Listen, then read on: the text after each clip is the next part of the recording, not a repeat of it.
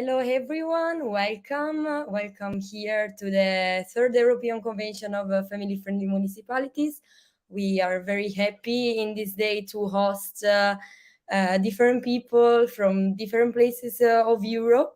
And I want to start with a welcome from Regina Maroncelli, the president of the European Large Family Confederation. And the floor is yours, Regina. Thank you, Chiara. Chiara is our young helper in the staff of the network, and I'm very glad that she is introducing me in this event. So I am very proud to be here today. There are many municipalities registered, and I think this is a very good goal we achieved, even considering the heat we are experiencing all over Europe and the time of the year, which is a time of holidays. So thank you for being here. Thank you for devoting your time and your interest to this project. The network is growing. We are receiving a request of entering from really many parts of Europe, and a number of municipalities that are now part of the network is quite big.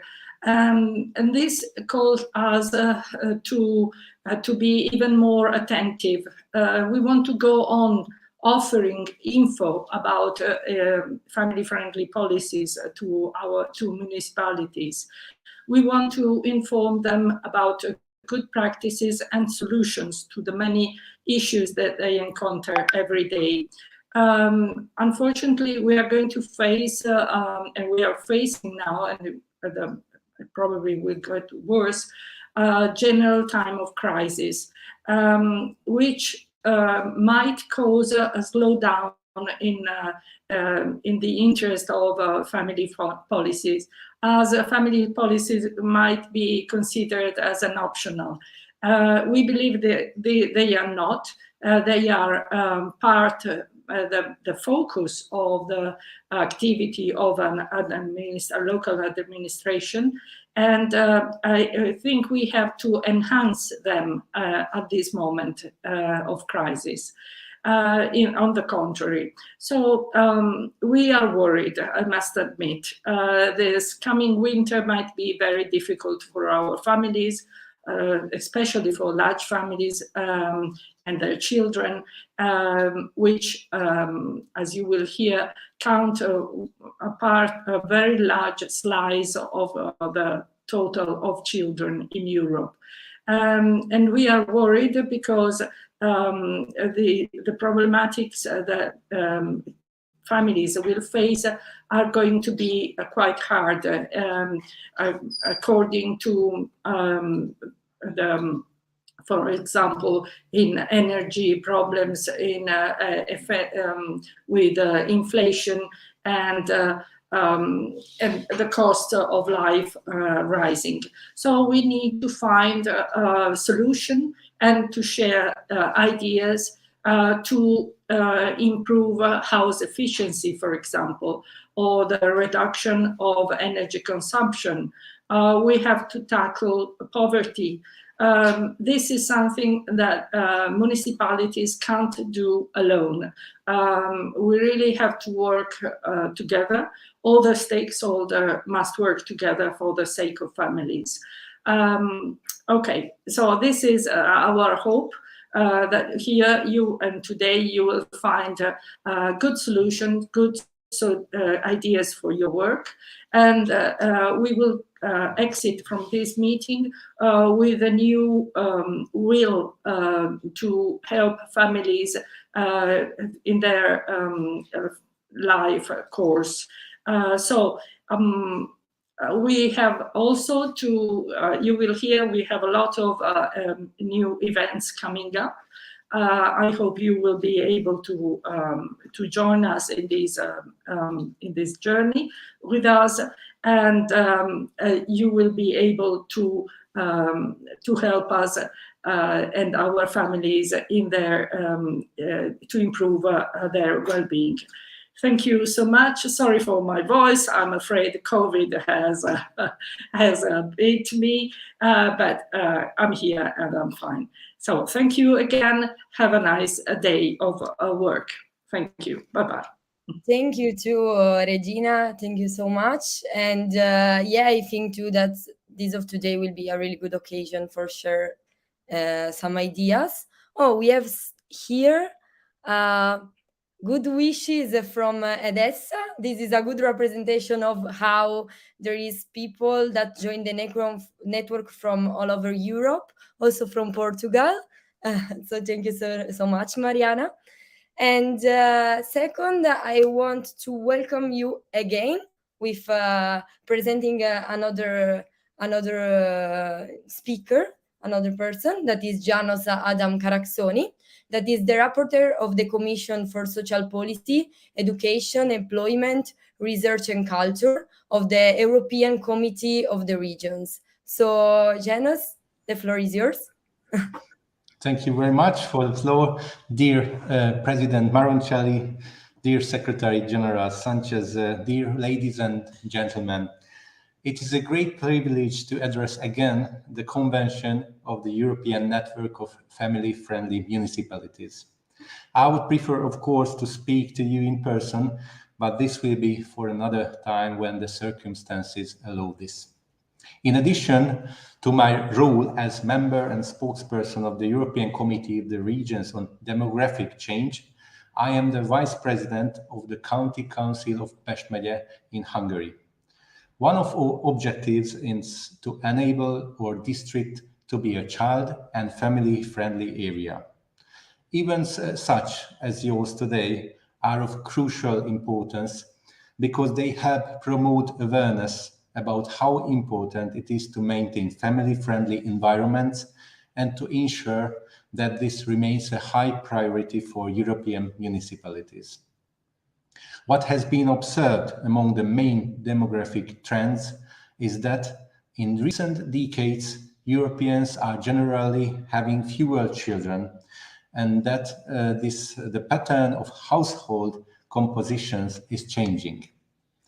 While there are significant differences among European regions, local authorities play an essential role in providing a basis of social inclusion and cohesion. They can develop quality mainstream services and ensure equal access for all, including with families with children, through EU funds. In any case, family policy remains the remit of each member state. The Committee of the Regions supports and will continue supporting the well-being of families through a number of pan-European initiatives. I will mention here just a few which are directly underpinning the work we are doing in relation to the demographic challenge and which will be of utmost interest for you. In the European Committee of the Regions, in the context of my rapporteurship, we adopted an opinion on demographic change proposals and on measuring and tackling its negative effects in the EU regions, in view of contributing to the European Commission's proposal.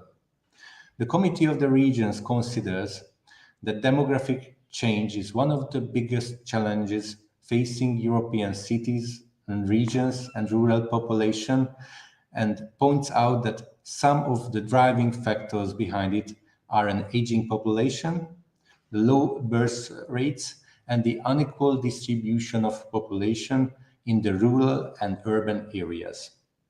Over the past decades, large segments of the population have moved to urban areas, with younger people in particular moving in pursuit of career opportunities.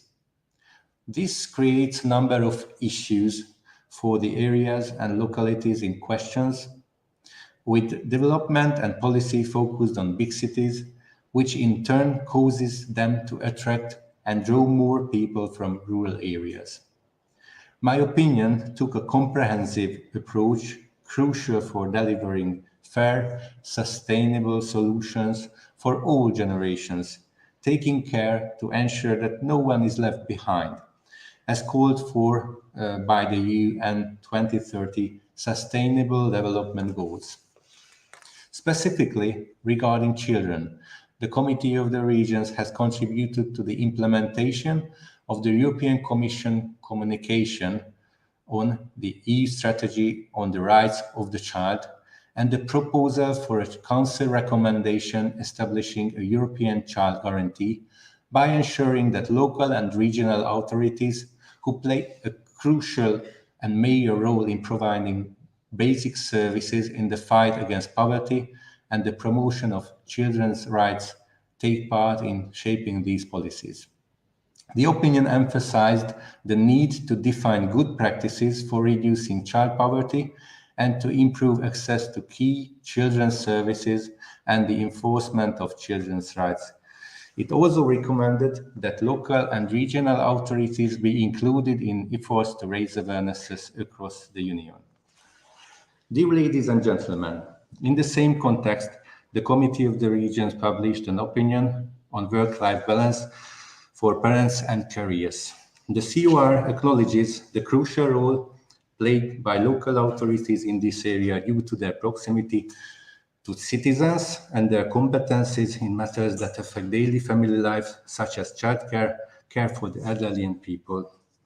I would like to conclude with a few words on your event today. I believe that it will further contribute in making your municipalities, cities and regions more resilient and welcoming for children and families in these uncertain post-pandemic times. Our future lies with our children. We need to equip them with the best possible tools to make sure that they feel safe and comfortable and can achieve their full potential. Within my mandate, I shall do whatever I can to achieve that very goal. Thank you very much for your attention. Thank you very much, János, for the really good speech, because you really underlined a lot of important elements, and also the aspects about the SDGs and about cooperation and cooperation within institutions. And I want to thank you also for really your work for families. Thank you so much. And as you can see, there are a lot of new greetings from a lot of new places. Portugal, I was seeing really a lot of countries. Romania, hello to everyone. Thank you for following us. And now I want to present another speaker, that is Tony Fahey from the University College of Dublin. I want to introduce him, saying that Tony Fahey is a social scientist, a former researcher and author with the ASRE, the Economic Social Research Institute, and an emeritus professor of the UCD in social policies. I wanted to say also that he organized a really interesting seminar in the Dublin College University at the end of June about bringing back large families into the public agenda. So the floor is yours, Tony Fahey. Thank you very much, Chiara. It's a great pleasure to be here, and it's indeed is a great interest to me at that conference that you mentioned at the end of June that we held in Dublin to learn about your organisation, about the European Federation for Large Families, because I had been unaware that such an organisation existed, and part of the concern that I have had in some research in recent years is to try to draw attention to the more significant position of large families in the European family picture than has been recognised to date. But my brief today is to talk about the large family and social policy over the long term, and really looking back over the last 100 years. So that's what I'm going to do today. Now, I'm going to tell this story of the last 100 years as a story in two parts, with part one occurring largely in the first half of the 20th century and up to the 1950s or 1960s, and part two occurring since the 1960s up to the present. Now, it's a very long time to cover in I have about 20-25 minutes. So rather than try to give a comprehensive account of everything that happened in regard to large families in the world of social policy over that period, I'm just going to focus on two important individuals in that story and look at the issue of large families in the perspective that they offered. Now, for the first half of the 20th century, the figure I pick out is William Beveridge, and anybody who is familiar with the history of social policy in Europe will be aware of Beveridge as the author of the Beveridge Report, published in the United Kingdom in late 1941, which became the foundation of the British welfare state. And Daniel Patrick Moynihan then is an American figure, a senator in the United States and an academic. He was a professor in Harvard for a good number of years in the field of sociology and social policy. And he had a significant influence on thinking on families in the United States in the second half of the 20th century.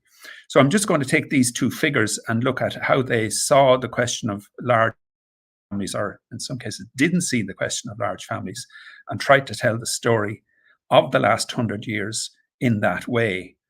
Now, to go to William Beveridge first, I'm not only going to focus on a single individual, but I'm going to focus on a single day in this individual's life. And the day in question was the 16th of February, 1943. And that was an important day for William Beveridge, and indeed for the Beveridge Report and the foundation of support for large families in the British welfare state. That was the day that the House of Commons in London opened debate on the report that he had published the previous December. It was the first debate on his report in the British Parliament. And not only was there a general, in the course of the debate, there was a general welcome for it and some very high-level discussion without getting into many of the details of the report. But on one topic, there was a very important proposal, and that was to introduce a children's allowance at the rate of 5 shillings per child for the second and subsequent children in the family. And this was to be non-means tested, a universal payment, and so on. Beveridge had proposed that it would be 8 shillings, but the government's proposal was that it would be 5 shillings per child. So now this is what Beveridge referred to as the economic aspect of family allowances. It was aimed at preventing want. It was an anti-poverty measure, very strongly influenced by the UK tradition of poverty research, especially that associated with Joseph Rowntree, who had found that 40 to 50% of the persons living in poverty in the United Kingdom in the early 20th century were children under the age of 14. And from about, I think, 1918, 1990, the early 1920s, a very important campaigner on the issue had emerged in Britain, namely Eleanor Rathbone, who had become a member of the British Parliament in the 1920s. And she championed the idea of making a universal payment to families with children, and particularly focus on larger families as an important anti-poverty measure. Now, that became a typical type of intervention in European welfare states in the second half of the 20th century, the notion of a universal payment for families with children as an anti-poverty measure and as a general support to all families. It wasn't only paid to poorer families. The idea is that it would be paid to all families, and it would recognize that even among well-off families, those who were rearing children, or particularly rearing larger families, were making a social contribution that deserved to be subvented by taxpayers in general. So that is one side of the Beveridge perspective on large families that emerged on that day. But one of the interests of that particular day is that in the evening, the same day, Beveridge delivered the annual Galton Lecture to the Eugenics Society, which is the British organisation for the promotion of eugenic thinking on families, that had been founded earlier in the century by Francis Galton, who was a first cousin of Darwin. And the topic that Beveridge was speaking on that year in the annual Galton Lecture was the eugenic aspects of children's allowances. Now, the context for his, this was a different, in the daytime they had been talking in the Parliament, the British Parliament, they'd been talking about the economic aspects of children's allowances, namely the anti-poverty role of children's allowances. But here he was talking about the eugenic aspect. And the context here wasn't poverty in the population or in the child population. Rather, the context was the widespread perception in Britain and in much of Europe of a population crisis. And that meant that was interpreted to mean that there was a decline a sharp decline in the early decades of the 20th century, reaching its greatest decline levels in the 1930s in both what was seen at the time as both the quantity and the quality of the population. Now, this eugenic perspective wasn't pervasive everywhere in Europe or in the developed world at the time. It was much more prevalent in Protestant than in Catholic countries. But certainly in the Protestant world at the time, eugenic thinking on large families was very prominent. And one of the reasons for looking at William Beveridge in this context is that he was very much part of the intellectual mainstream in British life, and indeed subsequently became adopted as part of the mainstream in the social policy thinking in much of the Western world. So his views are interesting in that regard, in that they represent what was mainstream thinking in his day. And I'm going to talk a bit more about this eugenic side of his thinking on large families. Now, the eugenic perspective in Western countries at the time was that there was the quantity aspect of the population crisis arose from a collapse in birth rates, which had occurred throughout the developed world in the first half of the 19th century. And by the mid-1930s, half of Europe had birth rates below the replacement rate. That is, at around 2 children per woman or below that. But in addition to this decline in the quantity of the population, was an equal concern about the quality aspect. And that arose from a concern that insofar as birth rates had collapsed in the previous decades, the collapse had occurred in the middle and professional classes, and the lower orders, the lower classes, however they might be defined. In some cases, it was the working class. In the United States, it was defined very much in racial and sectarian terms. It was kind of blacks, Catholics, and Jews were the ones who produced large families. And for the white Anglo-Saxon Protestant tradition in North America, that gave rise to great alarm that white Protestant America was not reproducing, whereas the lower class of genetic material, as would have been talked of at the time, were reproducing at a much higher rate. And that was felt to degrade the quality of the population. Instead of, Darwin had talked about the survival of the fittest as one of the laws of nature, but it seemed to contemporary observers in these countries that it was the unfittest, the least well-equipped in society, the least, those with the lowest genetic qualities were the ones who were surviving best, whereas the better classes in society were not reproducing themselves. And there's some of the quotes that he made in that lecture to the annual Galton lecture that evening about, and say, the poorer and less successful sections of the community are more prolific in their reproduction than are the more prosperous and successful sections of the community.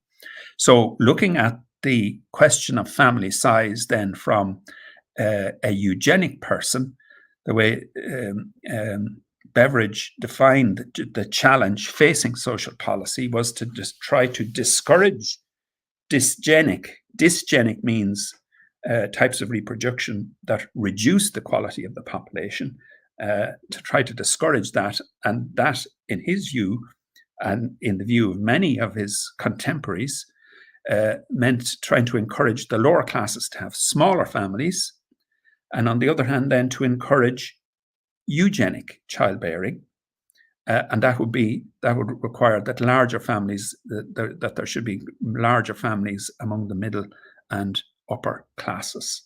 So there was that double ambivalent attitude to large families. They were good if they came from the right sections of society, and they had negative effects on population if they came from the wrong sections of society. And so the question that he addressed in his lecture then to the Eugenics Society in the annual Galton talk was whether children's allowances would be dysgenic or eugenic. And his answer, would they cause the poor to have more children, in which case they would be condemned as dysgenic, or would they cause the better off to have more children, in which case they could be regarded as eugenic, that is, as it tending to improve the quality of the population. Now, his answers, I won't go through them in detail here, but it's interesting to note that his answers were, first of all, that children's allowances would not be dysgenic. In other words, they would not encourage the poor to have more children. Now, the reason he gave for that is that really children's allowances would have incentive effects only for parents who thought seriously and, you know, made deliberate choices about the size of families they were going to have. And he more or less took it for granted that, as his audience would agree, that the poor generally didn't take a rational approach like this, and so that they wouldn't be influenced by calculations about material side of having children. And even Eleanor Rathbone, when she was proposing children's allowances earlier in the 1920s and 1930s, her view was that the poor already had as many children as they could physically have, and so they wouldn't be incentivized to have more by the payment of children's allowances. But he also felt, William Beveridge also felt, that at 5 shillings per week, it wouldn't either have a eugenic effect, it was too small to incentivize additional births among the middle and upper classes. And see, his proposal, which was in fact never eventually adopted by the British government, but his proposal was that there should be an additional layer of allowances for better off families, particularly families where the income earner was in occupations which required tests of ability to get into those occupations. In other words, they required a certain level of education. Now, I'm not going to go into any of the details about those proposals, but it is just to note that in making proposals like these, Beveridge was not being a kind of fringe thinker, or he wasn't making proposals that would have been thought of as extraordinary or radical in his own day. In fact, they were very much mainstream, and they reflected a set of concerns that were very pervasive among the policy-making classes. And again, I would say particularly in the Protestant parts of the Western world, in both North America and in Europe. So just to pick out then on that in ways, in a nutshell, is some of the features of the first half of the century, 20th century approach to the question of large families. There was the anti-poverty concerns, which have survived up to the present, and which I'm sure are very prevalent in your own organizations. But there was also this eugenic concern, which arose from a sense of the population crisis and the consequent need to promote fertility among the middle and professional classes and discourage it among children, among the lower classes. So just parking that then for a minute, and let me go on to the second stage of the story that I want to tell, which is since the 1960s, the whole question of family size, it had been a major source of concern for social policy in the first half of the 20th century. But quite quickly in the second half of the 20th century, it sort of disappeared off the radar. Now, one of the reasons was that the post-war baby boom solved the population crisis. And oddly enough, the post-war baby boom was not the result of a resurgence of large families. In fact, family size, oddly enough, continued to decline on average. It was rather the result of, seen to be the result of a marriage boom. In other words, there were far fewer women who were having no children. And there was a marriage boom in later years of the Second World War and in the early years after the Second World War. And it was that marriage boom. It was even the incidence of relatively small families, but among a much larger cohorts of families that produced the population crisis, or that produced the baby boom. Eugenics as a line of thinking became an embarrassment after the war. In fact, a lot of those who had been very strong in proclaiming eugenics thinking before the war, they backed off it very sharply after the war because of the Nazi effect, that it was seen as perverted form of scientific thinking, and it led to the Holocaust and other horrors in the Second World War. Human capital theory provided a new basis for social policy doctrine. This emerged in the late 1950s and 1960s, and it argued that the quality of your population is a direct result of the level of investment in the rising generation. It has nothing to do with their genetic background. It doesn't matter what racial background they come from, what social class background they come from. If they receive adequate levels of human capital investment, they will turn into highly productive citizens. In other words, that the quality of the labor force, at least, will rise. And so new concerns about the family took over. Now, there still is a question, though, about the science that underlies the thinking on this, and that's going to be what I want to talk about in the second half very quickly, and I'm already running out of time, so I better hurry up on this. Now, Daniel Patrick Moynihan is the figure I pick on here because he was very influential in thinking in the United States on family issues, largely on account of a report that he authored in 1965 on the Negro family, the case for action. Now, he was on the Democratic side of the political spectrum in the United States, seen as a very progressive liberal. And he had come on the scene shortly after the American civil rights legislation had been passed in 1963 and 1964. But his argument was that equality between the races, between black and white races, civil rights generally for black people, will fail to bring social equality for black Americans until the problem of defective black family structure is solved. So he shifted the attention away from family size as a crucial issue to this question of family structure. And by family structure, he meant the absence of the fathers in the household, lone parent families, in other words. So the big shift which occurred in the second half of the 20th century, as far as social policy concern with families is in that arena, was the rising incidence of lone parent families, and the whole question of family size was thought to be increasingly marginal or of secondary interest. And a piece of information that became central to this kind of thinking in the United States was the growing black-white difference. What we have here is the blue line represents, now what I have here is the percentage of 8 to 9 year olds with no father in the household by race in the United States from the 1940s into the present century. And the blue line represents white 9-year-olds. And you see there was a rise in the incidence of fatherless families, but it was a much greater rise among black children and became a major source of, Sarah McClanahan gave a very influential lecture on this topic as she was president of the Population Association of America in 2004. And her presidential address to the Population Association of America in 2004 was on the subject of children's diverging destinies, which she linked very much to this contrasting trend between the family circumstances of black and white children. But the question there then is whether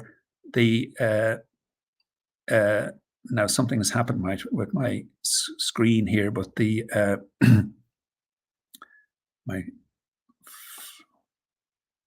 my graphs have gotten scrambled. If I just look at what my graph here had been showing when I put it up 15 minutes ago, was that it shows the mean number of children, family size among women in the United States by race over the entire 20th century and up into the early part of it. Now, these two numbers here have got scrambled. But we can see here that in the beginning of the 20th century, the average white woman had 4 children and the average black woman had nearly 6 children. So there was a wide divergence in family size.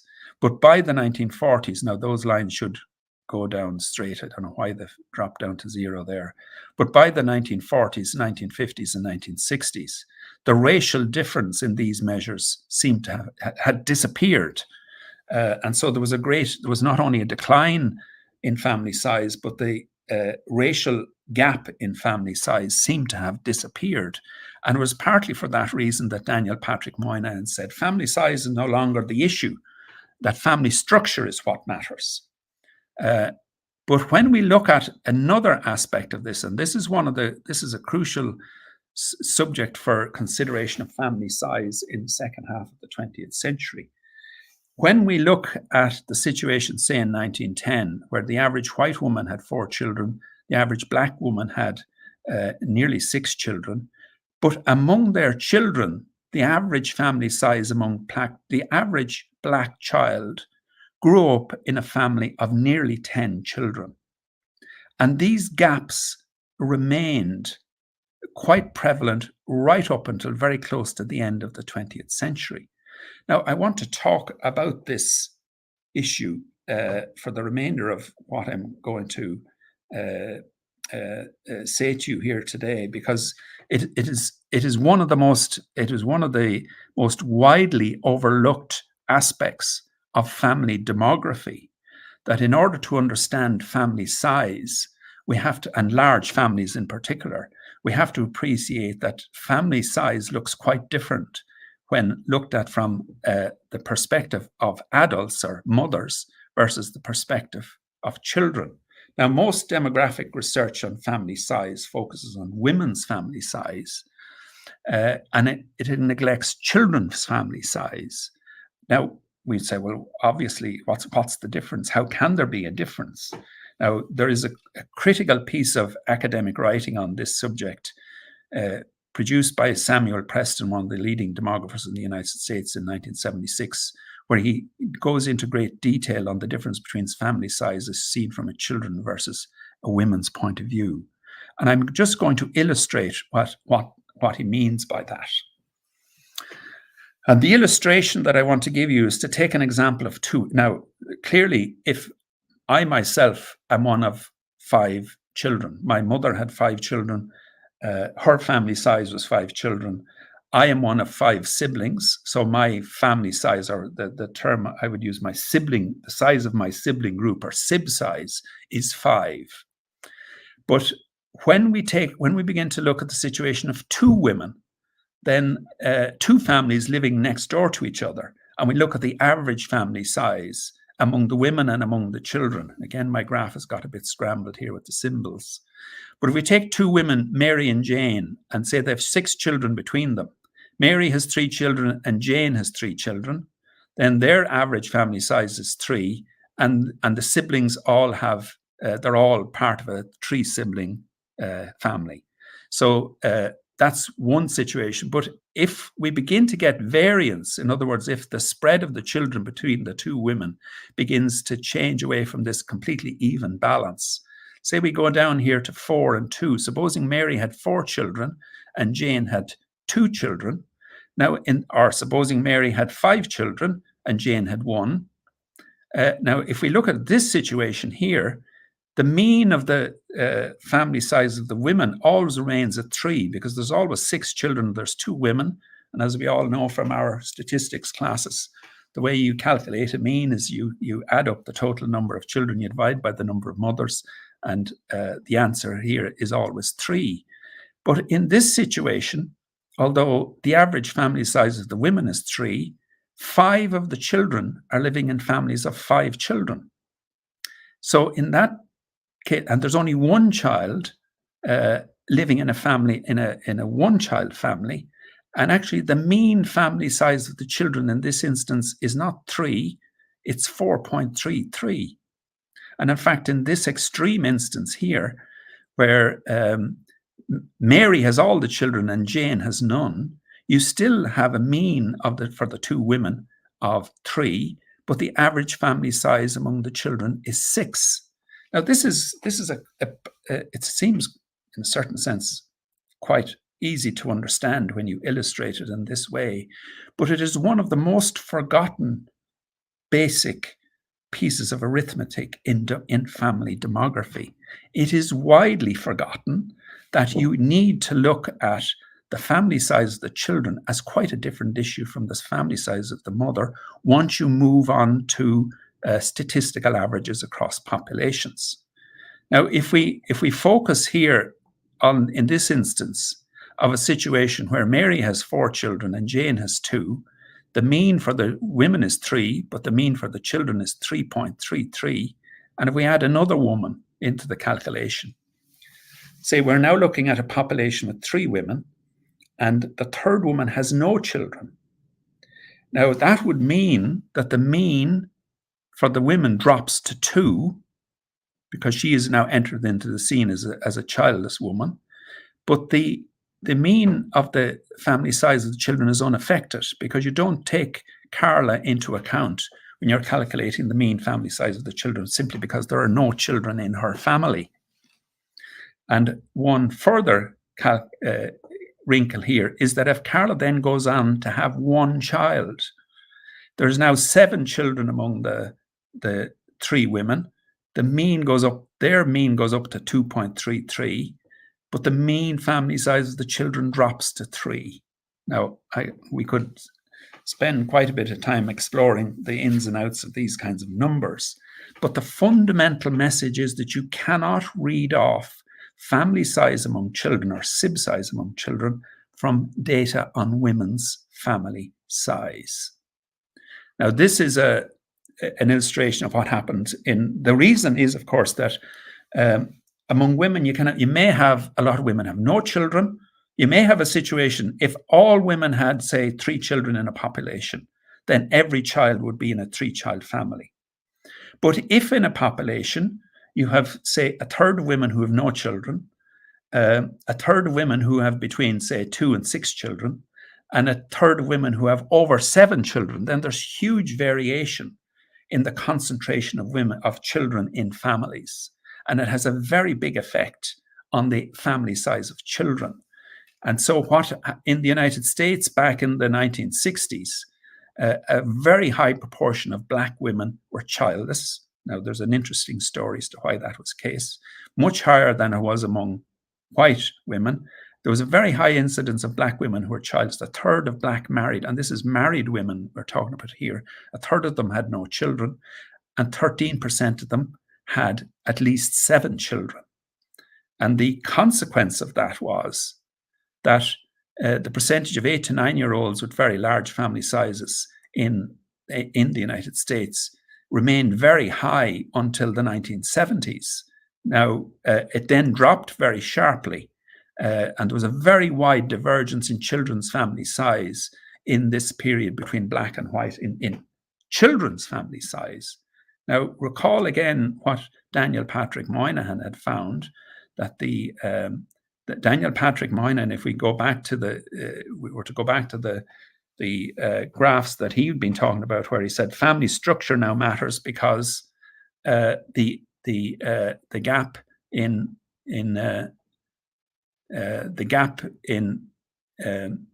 women's family size had been, say, the year 1940, 1960, 1950. There was almost no difference between the family size of Black and white women. But when we look here, we find that there was a very large difference in the incidence of large families between Black and white families. So this is simply to say then that we need to pay an awful lot of attention to children's family size as a separate issue. And indeed, if we were to go back to Daniel Patrick Moynihan's, the graph on the diverging destinies of Black and white children, this is the proportion of Black children who are fatherless in fatherless families versus the proportion of white children who are in fatherless families. But this was also the proportion of Black children who are in families of at least 5 children. So there would be a question there. It was remained very high until the 1970s and then dropped very sharply. So there was a convergence of the circumstances of children in those cases. Now, this is just to show you across a range of countries that in West Germany, this is women's birth cohort around the year. In other words, women born in the year 1960s who would have been in 1960, who would have been completing their families by the early part of this century. In West Germany, 5% of women had 4 or more children, but those children accounted for 16% of all of the children of women of that age. So in the United States, it was 11% of women had 4 or more children, but those families accounted for 27% of the children. In Ireland, it was 18% of women had 4 or more children, But in Ireland, a third of all children were still growing up in families of 4 or more children in this period. You can see that Romania is another instance there where there's a very high instance of large families. Now, in commentary on the prevalence of large families across European countries, nearly all commentators take these blue bars as the critical indicator, the percentage of women who have large families. And what I'm saying here today is that it is very important, and I think very important for an organization such as the European Confederation for Large Families, that you pay much more attention to these red bars here. You cannot assume that because 18% of women have large families, that 18% of the children will be in those families. In fact, it's much higher, 37% in this instance. And I just finish off with an illustration from Germany here. This is the trend in women's family size going back birth cohorts in the 1930s up to birth cohorts in the mid-1960s, declining in this way. And but the average child, when the average woman was having the average family size among women was 1.56. The average family size among their children was 2.2. So the typical German child grew up in a family between 2 and 3 children, even though the typical woman had a family of 1 to 2 children. And another interesting illustration there, if you break that trend down by educational level, these are trends in women's mean family size by education in Germany between lower second level, complete second level, and third level. And you see here that among women, by the 1960s, those born in the 1960s, completing their fertility in the early 21st century, there's a fairly wide divergence in family size among women, but a much narrower divergence in family size among their children. Now, if you look at well-educated women in Germany, those born in the 1960s, were having less than 1.5 children on average, but their children were growing up in substantially larger families on average. Now, this is maybe a difficult idea to cope with, but I think it is fundamental to the demography of large families, and it is widely being overlooked. And so I won't have time there to talk about this. And so the conclusions that I would draw from what I'm saying today is that in the first half of the story, there's a focus on large families. It produced important advances in social policy, especially in regard to children's and family allowances, also in some areas of women's rights. But it was distorted in a lot of ways by eugenic science. It was science that was based on wrong thinking and had some horrendous effects in Nazi Germany in the 1930s and was thrown out in the 1950s. But there's equally a distortion, not to the same horrific consequences as in the first half of the 20th century. In the second half of the 20th century, family structure has replaced family size as a core concern for social policy. But that is not nearly as justified by the underlying trends as you would imagine. And it is distorted by a misleading focus on family size measured from an adult's point of view and an inadequate focus on family size measured from the children's point of view. And so for anyone now, I know your concern isn't demographic analysis particularly, but any demographer in looking at the question of family size in any country in Europe should be given that paper written by Samuel Preston in 1976 as their core text. It has been widely forgotten, probably the most important piece of demographic work on family size in the last half century, largely ignored, and as a consequence there's been a serious underestimation of the prevalence of large families in virtually every country in the Western world over recent decades. And I will leave it at that. Thank you very much. Really, really thanks to you for this really complete presentation from the historical, social point of view for data. Really, thank you so much, Tony. Really interesting. And now I want to present a training session from Luciano Malfer, that is the General Director of the Agency for Social Cohesion in Trentino Province.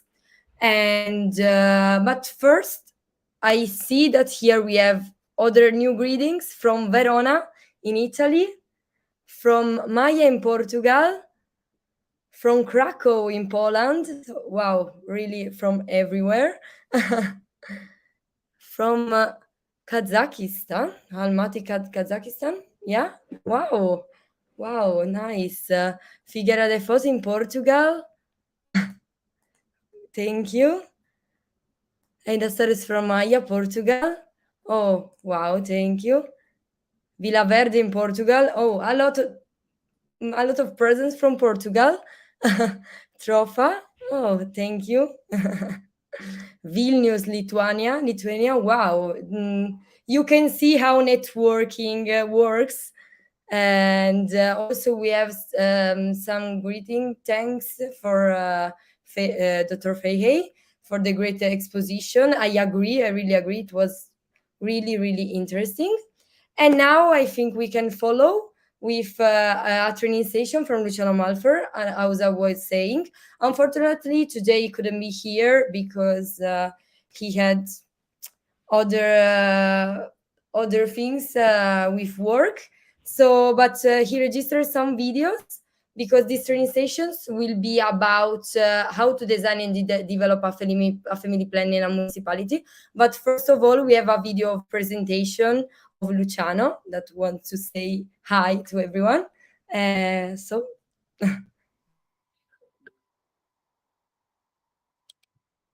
Hello, everyone. I'm Luciano Malfer, the head of the Agency for Social Cohesion from Autonomous Province of Trento, and I'm very happy to be able to participate at this important conference that discusses about the family plans in the context of the family-friendly certification of municipalities at the European level. I greet Raúl Sánchez and Regina Maroncelli, the director and the president of European Large Family Confederation, for the big work to organizing this new edition of the European Convention of Family-Friendly Municipality. I apologize, but I'm not able to participate today at the Congress in person. Unfortunately, this event coincided with another important conference organized today with the Sardinian region that speaks on the important themes of a work-life balance for public and private company. And we are here in Sardinia to promote the family audit standard. Since 2006, Trentino has promoted the certification of family-friendly municipalities. To date, more than 100 municipalities are already certified as family-friendly, and another 40 have already expressed interest in certification within a year. 90% of the Trentino population lives in a family-friendly municipality. In Trentino today, the journalists are looking for the non-family-friendly municipalities. At a national level, there are about 40 municipalities already certified, and almost 150 municipalities have joined the national network of family-friendly municipalities. There are 10 regions already interested in the development of this important network. What is the key to the model of family municipalities? The family plan. We are very, very convinced that this is the key of the model. Here are focus point of family plan. It is approved every year.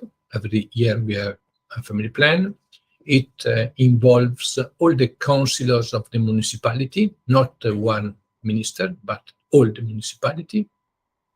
It is coordinated by the mayor of the municipality. All the policies can be family-friendly policies. It is simple. It is assessed every year. It is built with all the stakeholders of the municipality, family associations, sport associations, hospitality, museums, business company, and so on. The family plan phases are 5. Number one, the analysis of the existing family policies. The analyze phases. This is important to verify the existing policies. The phase number 2, the planning of the actions to be done during the year. Phase number 3, it is the to-do phase, the realization of the actions planned during the year. The phase number 4, the verification at the end of the year on the state of implementation of the plan, the check phases, the 5 phases, the overall assessment, which is important to next year's plan. What is the most important effect to the process of involving municipalities on issues of family well-being? Through this process, the awareness of institutions on the importance of the family for social economic development increases. This is the reality in Trentino. Improve the sensibility about the family-friendly policies. The centrality of the families is growing. The municipality can use a very simple and very concrete method. To present the Trentino system of family-friendly policies, we are organizing a study visit with the European Family Confederation to be held in Trento on 5 and 6 October 2022. 2 days for study, during which meetings will be organized with the mayor of Trentino municipalities, and the technique for compiling the municipality's family plan will be illustrated. At the same time, in September, we will offer the interested municipalities a training course on family plan. During May, we have already organized a course of this type for Italian municipalities. My short presentation ends now. In the end, leave me the opportunity to present 2 more short videos. The first shows the Trentino model of family welfare policies. The second instead shows how a municipality family plan is implemented by the municipality. I wish everyone a good continuation of the seminar. Bye-bye. Thank you very much for the interest.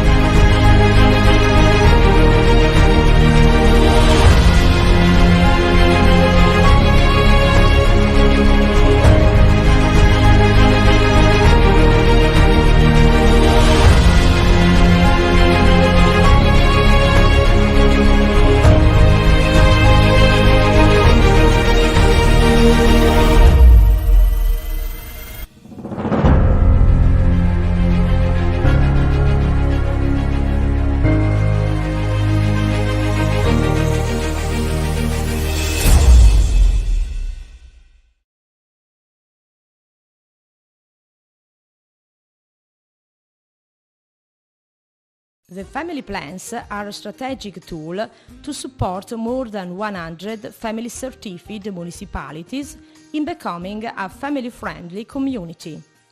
There are several requirements to maintain the family brand, and one of them is the annual family plan, through which the municipality plans a series of actions that will be developed for the family well-being. These actions are classified according to a specific taxonomy, for example, environment, communication, economic plans, family services. A test about whether or not these actions are implemented is carried out at the end of each year by the municipality, thanks to the practice of self-assessment that helps to analyze the state of the art and to plan future actions. The municipality is also supported by training courses offered by Agency for Social Cohesion of the Autonomous Province of Trento. What actions are developed in the family plans? Economic plans and pricing policies, family infrastructures and promotion of family work balance, family bonds, parenthood and natality, local solidarity networks, and equal opportunities. Thanks to family plans, the municipality places the family at the center of its policies as an engine of social and economic development.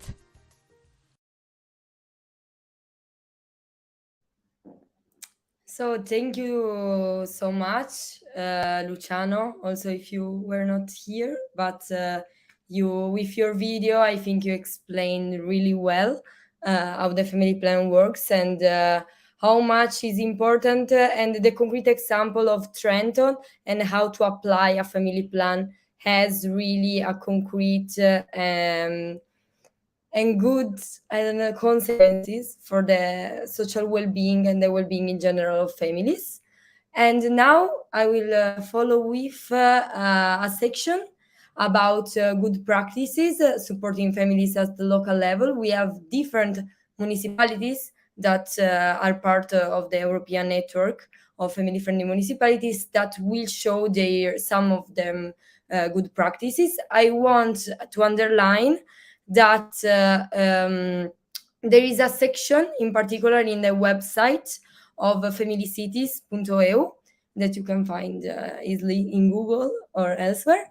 And there is a section in particular where you can explore and see all the good practices of the municipalities. And in fact, I want to remind you that if you want to apply to the network, it's really easy. There is a section where you can apply and complete like a Google form, and we will take into consideration your candidature, and we will answer you as soon as possible.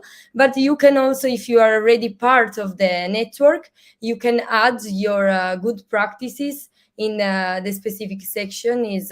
Is really easy, and it's really nice to have all your good practices because it's really a good example also for the other municipalities. So I don't want to take other time. I want to start with Clara Carbonell from Castelldefels in Spain, that will talk about a good practice that in particular speaks about promotion of family tourism. So Clara, the floor is yours. Good morning. Good morning. No, para compartir. Good morning. Thank you to Raúl Sánchez and the organization to invite to participate in the third European Convention of Family-Friendly Municipalities.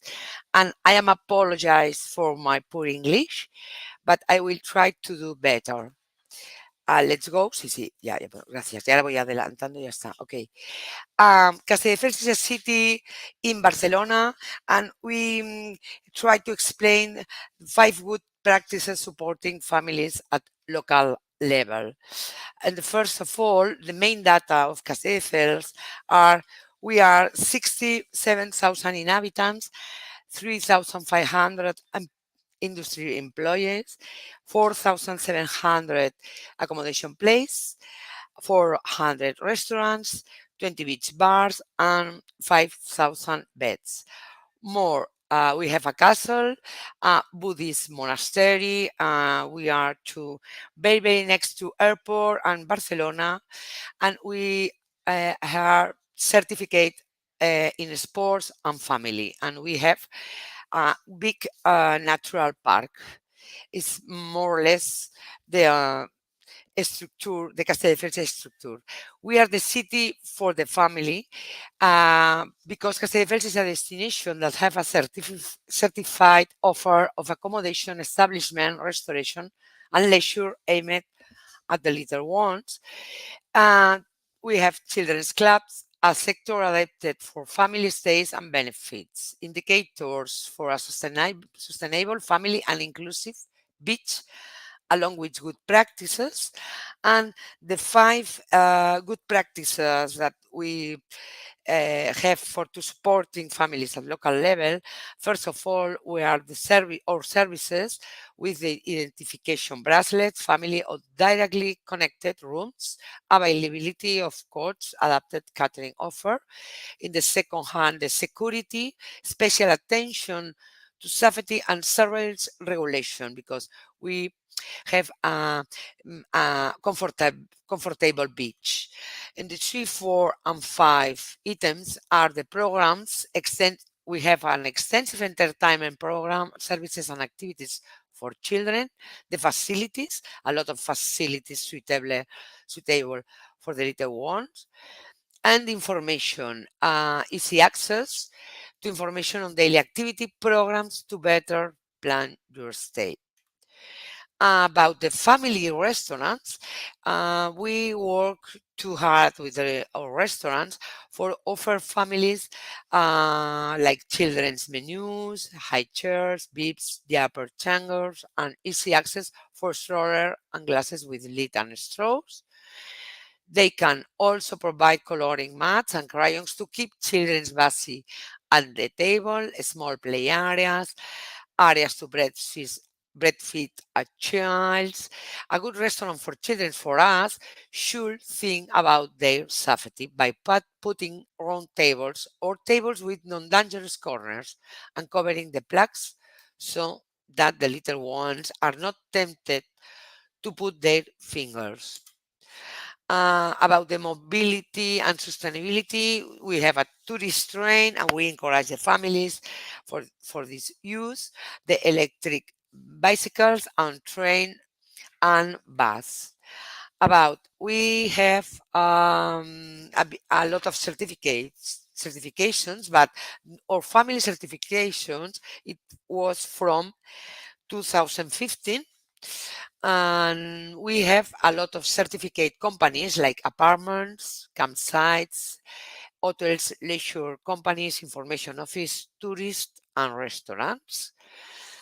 And we have a lot of certifications, marks, and distinctions with the from different types of governments, the central government, the state government, autonomic government. Or Tourist Information Office raises awareness, recommended also always, and propose family activities to all tourists and visitors. And our surveys for us, the family profile that visit Castelldefels, it was about the age, origin, and number of members. We have visitors from middle age, 23% from Europe, French. The average family members is 4 or 5. Average spending per person is 438. About the reason of the visit of Castelldefels, in the first order is from the beach, of course, the relax, the gastronomy in this order, sports, visit the relatives, and visit Barcelona. And for us, it's very important that days and activities during the stay is the average number of days of stay. It is 7 days, but for us, it's very important that 45 repeat the visit for the 4th time. But for us, it's very, very important, interesting this date. The visitors stay at hotels in 64% and 21 at the campsite. And for us, the main children's attraction are the children's mini club, the children's cinema on the beach, and the children's library on the beach. About the children's mini club, we offer activities about our people, castle, the pirates, or beach, or sport, kitchen, green spaces, and our traditions and legends. The children's cinema on the beach, the family night, cinema on the beach with the projections of the latest films, and the children's library on the beach, where the children can read and play with piratas, dinosaurs. There are stories, humor, etc. Activities, all activities of the sea.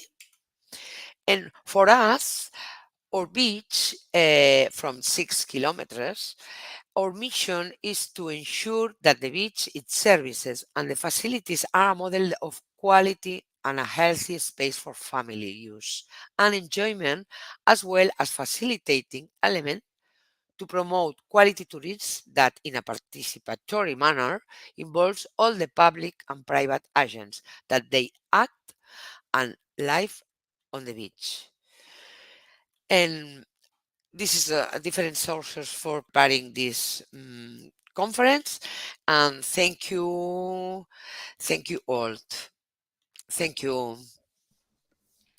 But really, thanks to you, Clara, because it like that you can see how is really interesting to see the work of the city that are part of the network. Castelldefels has a really good offer, complete offer for families. And so thank you so much for your presentation. And I want to remind to all the people connected that it's possible inside the box of questions in YouTube to make some questions, that because after we will have a little discussion with all the municipalities that are explaining the good practices. So we are waiting for your answers. And thank you another one time to Clara. And now I will give the floor to Luisa Camilo, that is from Miranda do Corvo in Portugal, that will speak about good practice on birth incentives. The floor is yours, Luisa.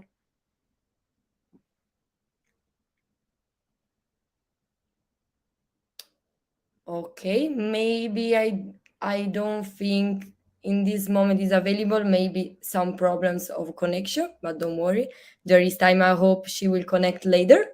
But so I will give the floor to Bożena Pietras about the Polish Large Family Association 3+, that in a short video will give us a presentation, and after we will talk with Monika Lipinska. I'm bad in with my accent, but okay, the floor is yours. Bożena Pietras, przewodnicząca koła Związku Dużych Rodzin 3+ w Lublinie. Nasze koło powstało w 2012 roku, dlatego że współpracowaliśmy wcześniej z samorządem, z Lublinem, z miastem Lublin, ale żeby stworzyć kartę Rodzina 3+, potrzebowaliśmy po prostu oddziału tutaj takiego właśnie osób, które będą reprezentowały Związek Dużych Rodzin na tym terenie. I w 2012 roku udało się stworzyć właśnie kartę Rodzina 3+, która była takim otwarciem i pomagała jakby w dalszych inicjatywach i wspólnym działaniu. Także mieliśmy możliwość współpracy przede wszystkim i współorganizowania zjazdu dużych rodzin. Prawie 2000 osób, ponad 200 rodzin przyjechało z całej Polski do Lublina. Także koło wpływało na miasto, aby były zniżki na śmieci. I Lublin był jedynym miastem w Polsce, który przez jakiś czas miał najwyższe zniżki dla rodzin, bo już od rodziny 3-osobowej były zniżki, a teraz są od 4. dziecka. Też rodziny duże mają możliwość przejazdów, biletów rodzinnych, czyli darmowych przejazdów komunikacją miejską. Też współpracowaliśmy z miastem w różnych inicjatywach, takich jak Międzypokoleniowy Dzień, który jednoczy pokolenia w rodzinach, czyli i dziadków, i rodziców, i dzieci.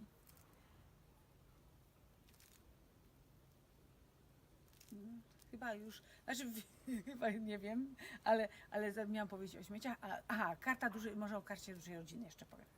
Karta dużej rodziny ma teraz około 200 partnerów.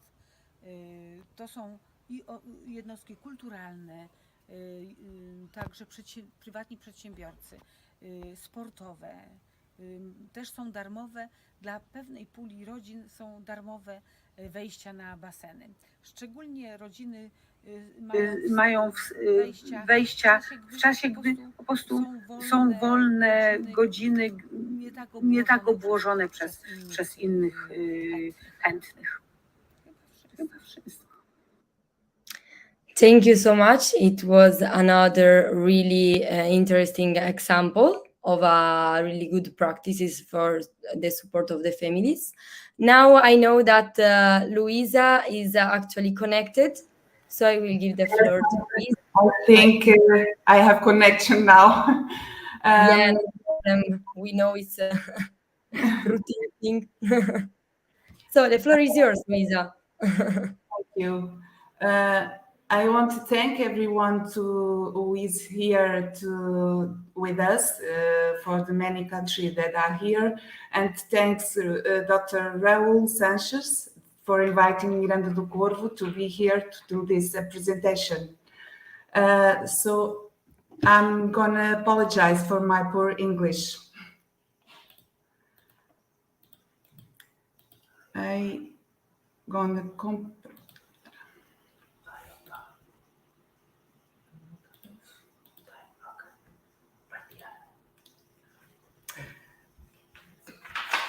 I don't know if everybody is seeing. I think I'm sharing the PowerPoint. Yeah, we are seeing. Yes? Okay. So I'm gonna, in the first place, I'm gonna present you Miranda do Corvo. Miranda do Corvo and the Birth and Adoption Institute program of Miranda do Corvo.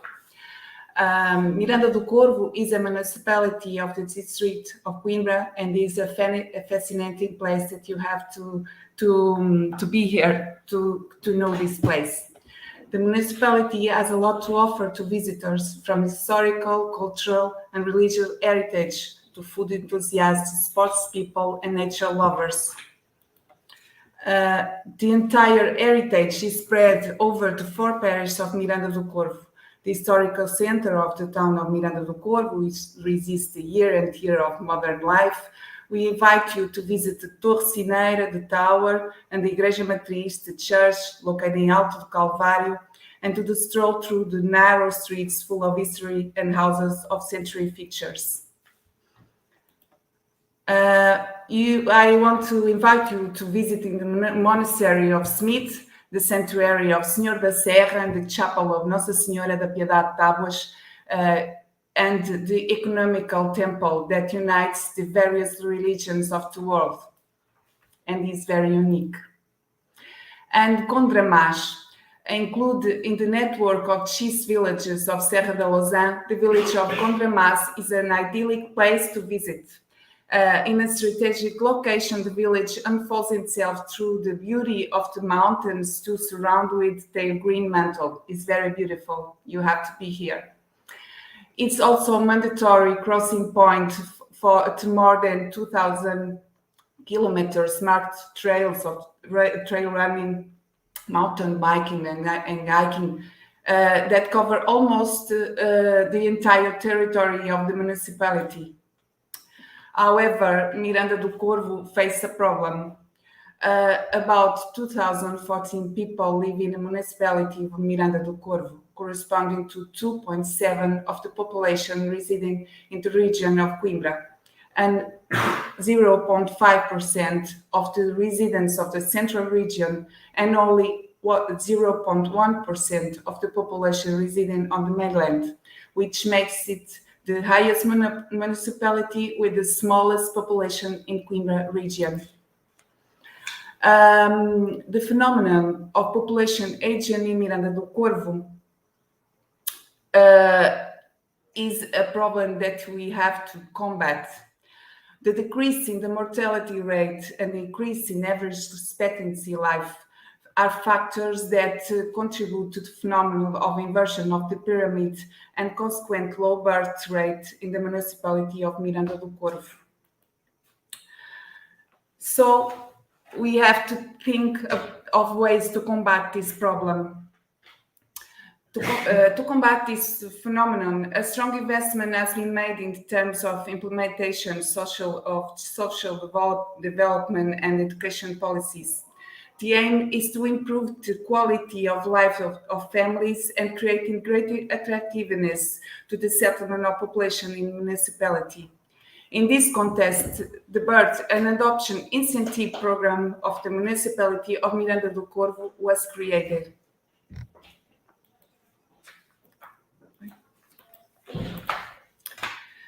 This the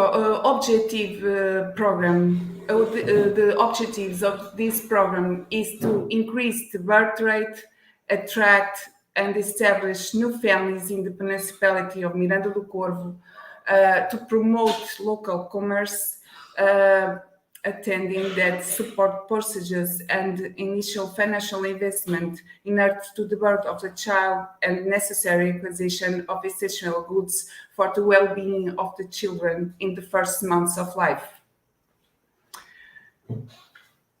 The Miranda do Corvo Birth and Adoption Incentive Program has been placed since 2010. What measures does this program consist of?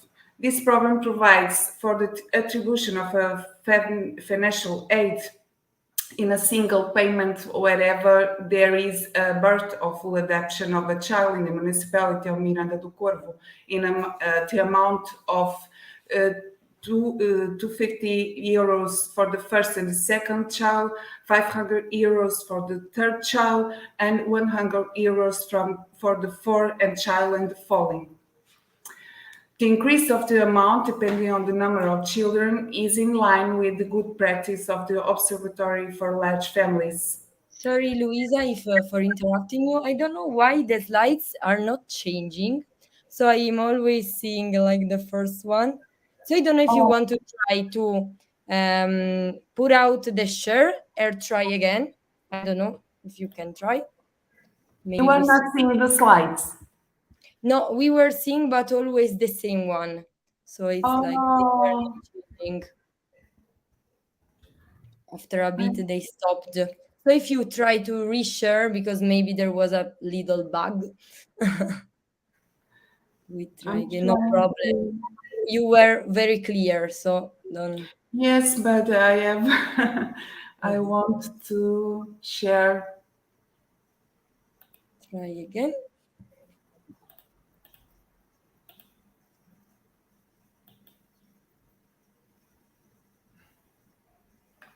Mm-hmm.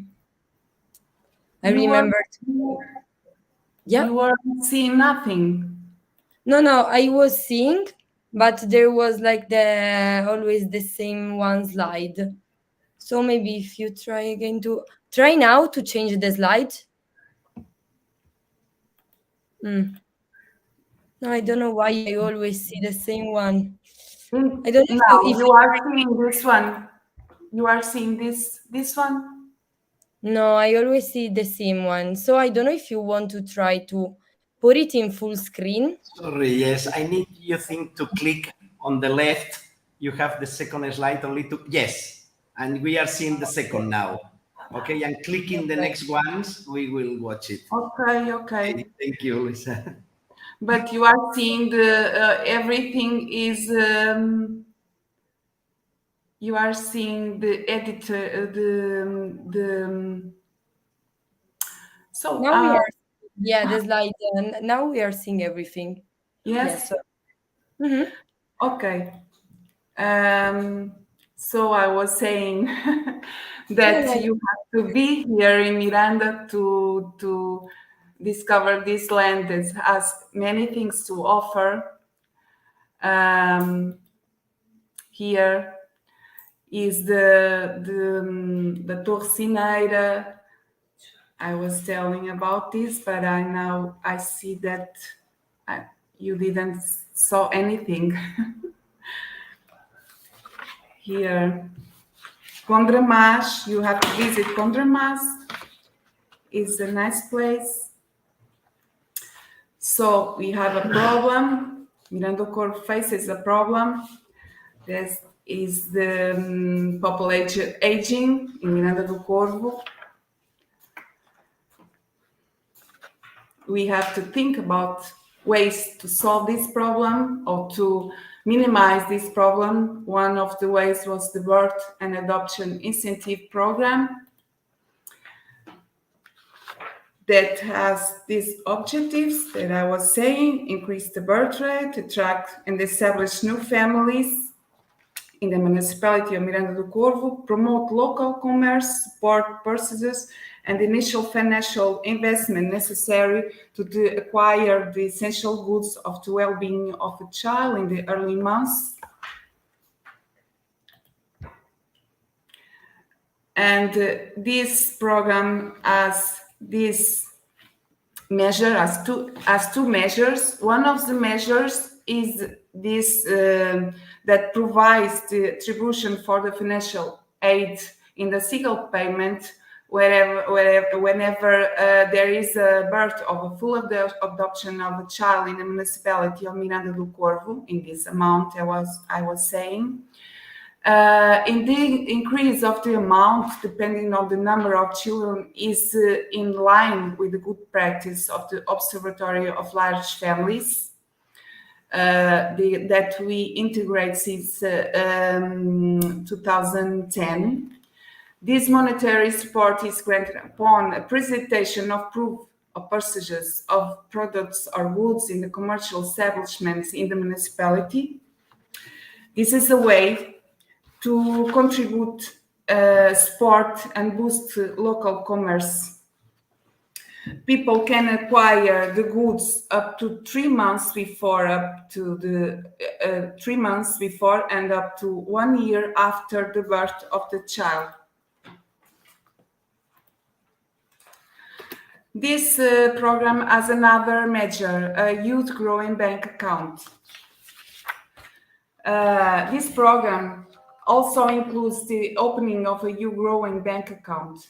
An annual deposit of 100 euros is made in an account for each child born in the municipality. This fixed payment is deposited every year upon presentation of annual proof of maintenance of the residence of the child in the respective household in the municipality until the child reaches 18 years of age, promoting the loading of young people in our municipality. At age 18, the account is and its amounts is transferred to the young person who reached the age of majority.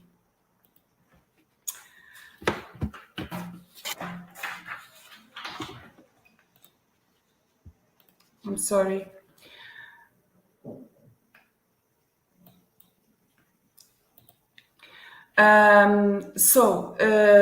This is a very important, as a significant expressiveness given to date. We have 547 birth incentives processes, and the opening of the respective account have been approved. As sustained in the Constitution of the Portuguese Republic or in the Convention of the Rights of the Children, the municipality of Miranda do Corvo intends with this measure to contribute to support all the families and their children without exception by integrating the good practice of the Observatory of das Autarquias Familiarmente Responsáveis. There is a great pleasure to be part.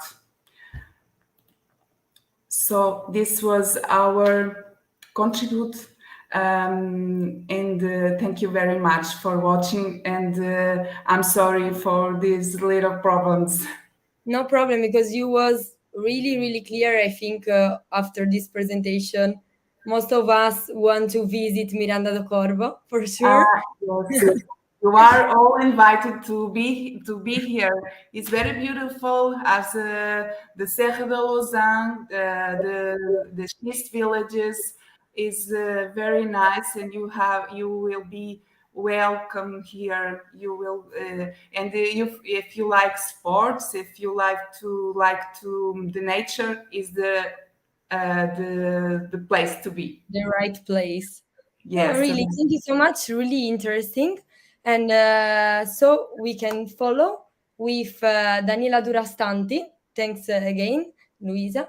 With Daniela Durastanti from Foligno in Italy, that will present the good practices of Families Policies Info Point. But I want to remind you also to make your answers in the section box in YouTube. Okay, the floor is yours. Good morning, Caroline. Thank you for your invitation here. Good morning, everyone. Foligno is one of the most important cities in Umbria and the third for population. Family is not just a private dimension, it is a vital resource for the entire community, since the multiple function it performs in favor of its member and the community, place it fully as a subject of public value, which generates value for the community and the world society. With this in mind, the municipality of Foligno in 2019 joined the national network of the family-friendly municipalities. In July 2021, the municipality of Foligno started working with the Family Policy Office, which, as first job, compiled a dossier while following a demographic survey. It grouped all policy aimed at family well-being already in that area. After this first work, the plan of intervention in this field of family policy was drawn up, consisting of 15 actions.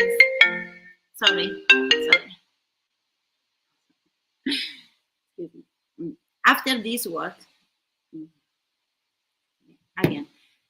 the plan of intervention in the field of family policy was drawn up, consisting of 15 action points divided into 4 areas, each of which has a strategic objectives that will have to be achieved for the next 2 years.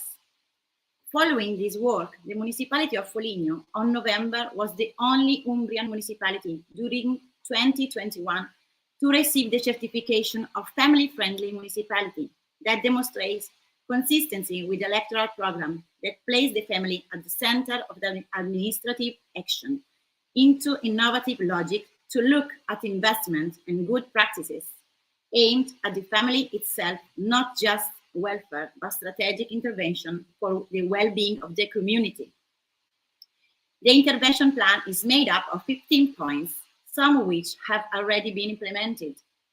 For example, the bonus in support of disability, the bonus related to culture and to sports, the baby boxes projects for newborn to support the birth rate, the modification of urban transport to facilitate students and families with more children as scheduled for January 2023. Also scheduled are a series of interventions that we starts in high school in October 2022 to educate about empathy and affectivity by making children reflect well on the phenomenon of cyberbullying and how impactful it is on lives of the people who are victims of it. On July 2022, the Family Office was inaugurated. It is the single information point of municipal family policies. Future action will concern the creation of family care parks, change to museums and libraries to make them increasingly attentive to the needs of a family target. The certification of the parks, always in a family-friendly key. The creation of a Foligno Familia brand that will become a brand of attention, of accommodation facilities, making Foligno an attractive area both for family holidays and also to come and start as a family in this municipality by focusing on quality of service offered for the family. The activities and function of the Family Office are collect information on family policy at local, national, and community level, create a mapping of the service for families implemented in the municipality of Foligno, develop the family policy plan and relate updates every 2 years, participate in meeting and working group that identify projects and intervention to be developed, participate in the sharing activities of the intervention plan regarding family policies and with the association involved, acquire documentation on the various family policies, make available data relating to family provided by various types of institution or research organization, identify work areas relevant for family issues. Thank you for your attention. Thank you so much, Daniela, for your interesting presentation, because it's really important to underline how it's important to have an info point for families where everyone can really, I don't know, ask for each question, to have clear all the stuff that are present in a municipality. So it's really fundamental. It's a good example also for other municipalities. So really, thank you. And I want... They have a video to show. It's not, there's a video. Okay, perfect. Thank you, Raul. Okay.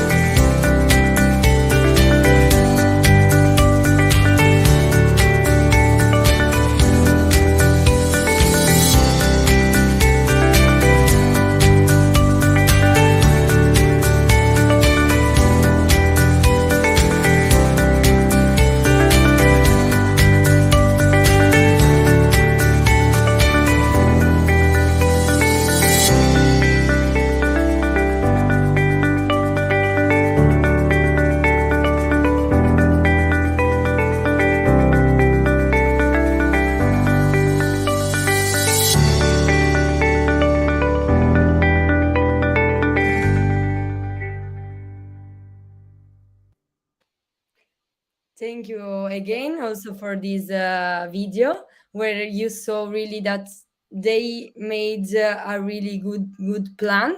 So I don't know if you want to say something about this video, because I saw that there were different elements about environment, quality of life, communication, educational community, from the economical point of view, really complete. I don't know if you want to say something.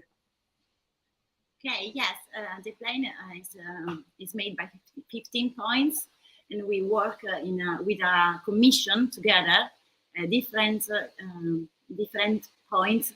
We have to change museum, libraries, and we change also in the parks, and the transportation of child, as I said before. And it's a very rich program for the families, and we try to start a change also in the mind for tourism for the tourism, for make Foligno an attractive area for the families. Thank you, really thank you. It was a really another good practices. Thank you so much. I want to remember that after we will have this little discussion with some questions also with the other speakers. So don't go away. And but I will go to the next one speaker because now we have Monika from Poland. Before we saw the video of the representative of the Polish Family Association in Dublin. And now we have Monika Lipinska, the Deputy Mayor of Social Affairs. The floor is yours, Monika.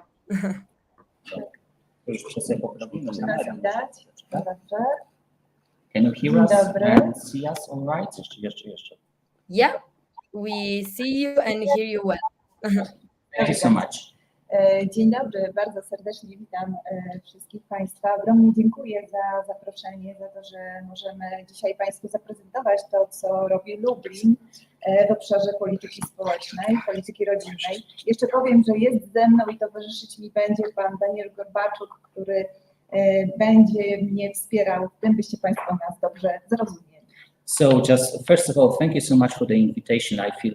I feel honored to be part of this conference. And I would like to extend my words of thanks for inviting us to see what we are doing in Lublin regarding the social planning, social policy. And let me just also introduce the interpreter, Mr. Gorbachuk, who will assist me language-wise.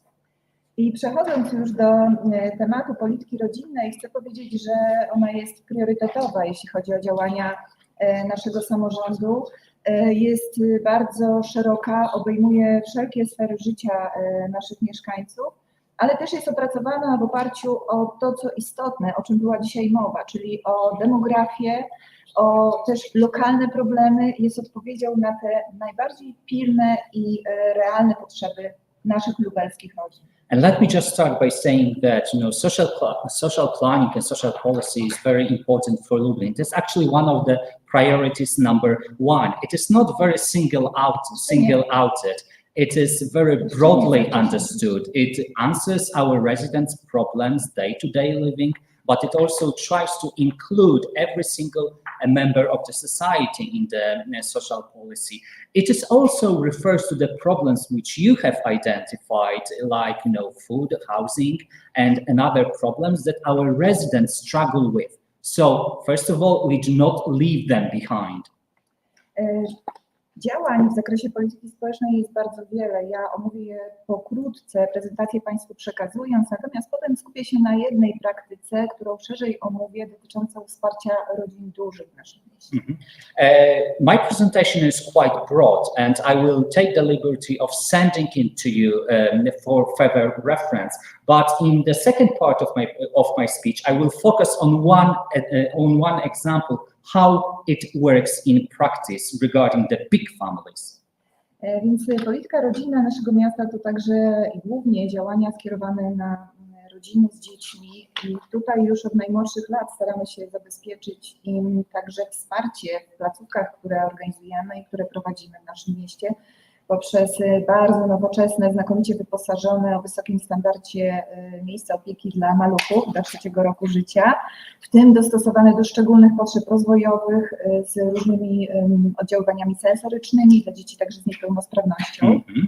And so just to put it very shortly into the perspective, we look after the children first and foremost, not about the adults, but about the children. And we have the facilities to support that. We are providing support and necessary help to families with children that are disabled. And to look after that, we have the brand new hardcore infrastructure in place, meaning nurseries or schools that are adapted to the disabled people needs. To także, o czym już nie będę szeroko mówić, ale na bardzo wysokim poziomie organizowana w naszym mieście edukacja dla dzieci na różnych poziomach, wszystkich poziomach edukacji i także opieka przedszkolna. And as I said, I will be very brief, but this support is given throughout all levels of education, starting from the primary education, then post-secondary education, but also starting at the very earliest, at the nurseries as well. Ale wspierając rodziny, pamiętamy także ich zdrowie. profilaktyka zdrowotna nakierowana na szczególnie dzieci, te najmłodsze, także z rodzin czasem gorzej sytuowanych finansowo, jest bardzo ważna. Tu różnego rodzaju programy profilaktyczne, to różnego rodzaju programy szczepień, ale także liczne akcje, działania informacyjne, edukacyjne, prozdrowotne, profilaktyka onkologiczna, stomatologia w szkołach finansowana przez miasto. And as I said, families, but not families at the center. It's more about children and the specific measures in the prevention, illnesses prevention. So we've got a number of initiatives that look after the health of young children, especially the children from the poor families that are worse off. And we are talking about the vaccination programs. We are talking about very widespread information campaigns, but we are also talking about the dental care so that they can use that for free. So these initiatives are numerous. Ale to również troska o rodziny z niepełnosprawnością, tam gdzie są także dzieci niepełnosprawne. Poza systemem edukacji i wsparcia małych dzieci to także różnego rodzaju ośrodki wsparcia, opieka wytchnieniowa dla rodziców, asystent dziecka z niepełnosprawnością. To mnóstwo różnych form oddziaływania na takie rodziny z potrzebami.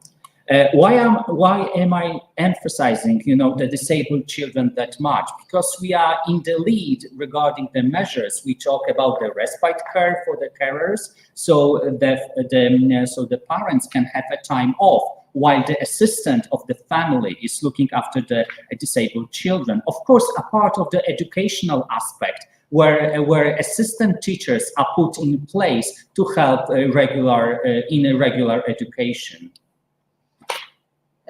To także pamięć i wsparcie osób najstarszych w rodzinie, bo patrząc na rodzinę, dostrzegamy wszystkich członków tej rodziny, patrzymy na rodziny też pokoleniowo, budujemy wręcz mosty pokoleń w naszym mieście. To dla nas bardzo ważny element polityki rodzinnej, więc dbałość o najstarszych mieszkańców w kontekście właśnie łączenia pokoleń i uwrażliwiania młodych ludzi na potrzeby seniorów, to też ważny element tej polityki. I talked about the children. Let's now focus on the senior citizens. We also put them into the picture. So we look after the intergenerational aspect, like relationship between respective generations in a family. So our efforts go towards, being sensitive towards the senior citizens' needs as well. To oczywiście też w ślad za tymi działaniami, o których naprawdę sygnalnie dzisiaj mówię, bo mogłabym bardzo długo mówić, jest ich dużo, to też tworzenie infrastruktury bardzo przyjaznej, nowoczesnej dla potrzeb osób starszych, dla potrzeb także tej współpracy międzypokoleniowej, to nowoczesne ośrodki dzienne, to rodzinne domy wsparcia dla seniorów, to miejsca pobytu czasowego dla na przykład dorosłych dzieci z niepełnosprawnością intelektualną i tego rodzaju placówki cały czas tworzymy w mieście. I would go on for a lengthy time, so I'm just, giving you bulleted points. But let me also mention the infrastructure, which is brand new, which is very well adapted to the senior citizens, to the intergenerational activities, but also I'm talking about the day stay centers. I'm talking about the respite care. I'm also talking about the houses where the carers can stay for the short time so they can catch some breath. We are not also forgetting about the needs of adolescents and children, even with the mental handicaps.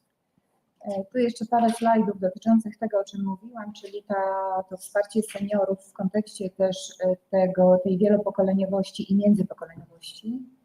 And just a few slides about the senior citizens in the context of inter and intra-generational relations.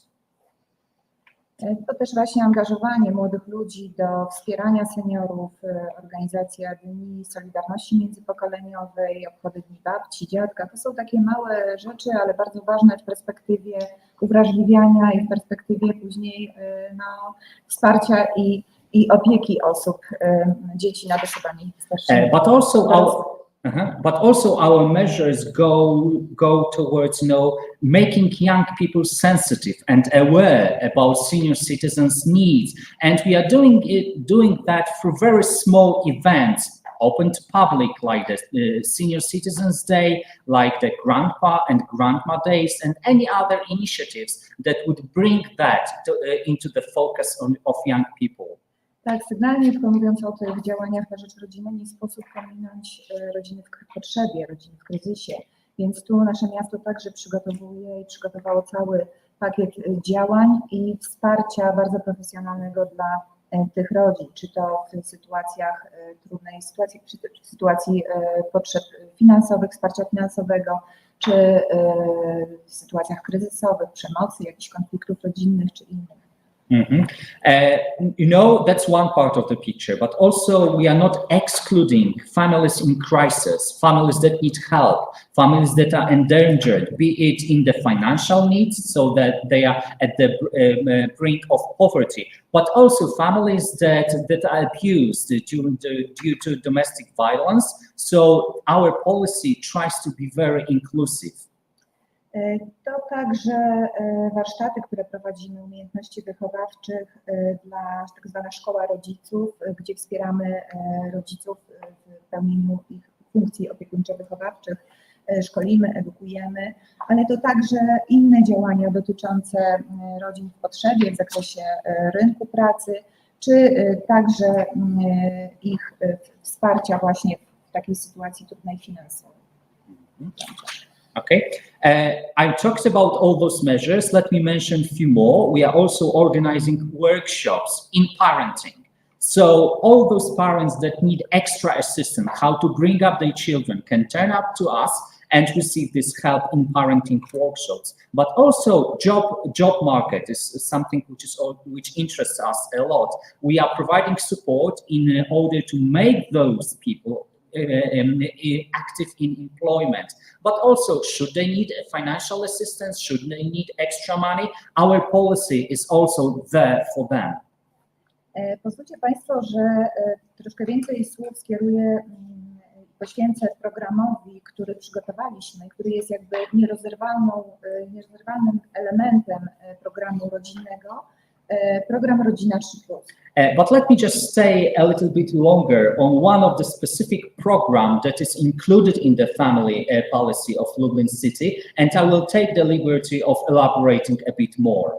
Przygotowując już parę lat temu program polityki rodzinnej naszego miasta, dostrzegliśmy potrzebę dostrzeżenia i bardziej, że tak powiem, zaopiekowania dużych rodzin. One były tak troszeczkę pomijane, trochę traktowane stereotypowo, bym powiedziała marginalizowane i sprowadzone tylko i wyłącznie do systemu pomocy społecznej, gdzie kiedy była trudna sytuacja finansowa, udzielało im się wsparcia finansowego. Były bardziej problemowo traktowane.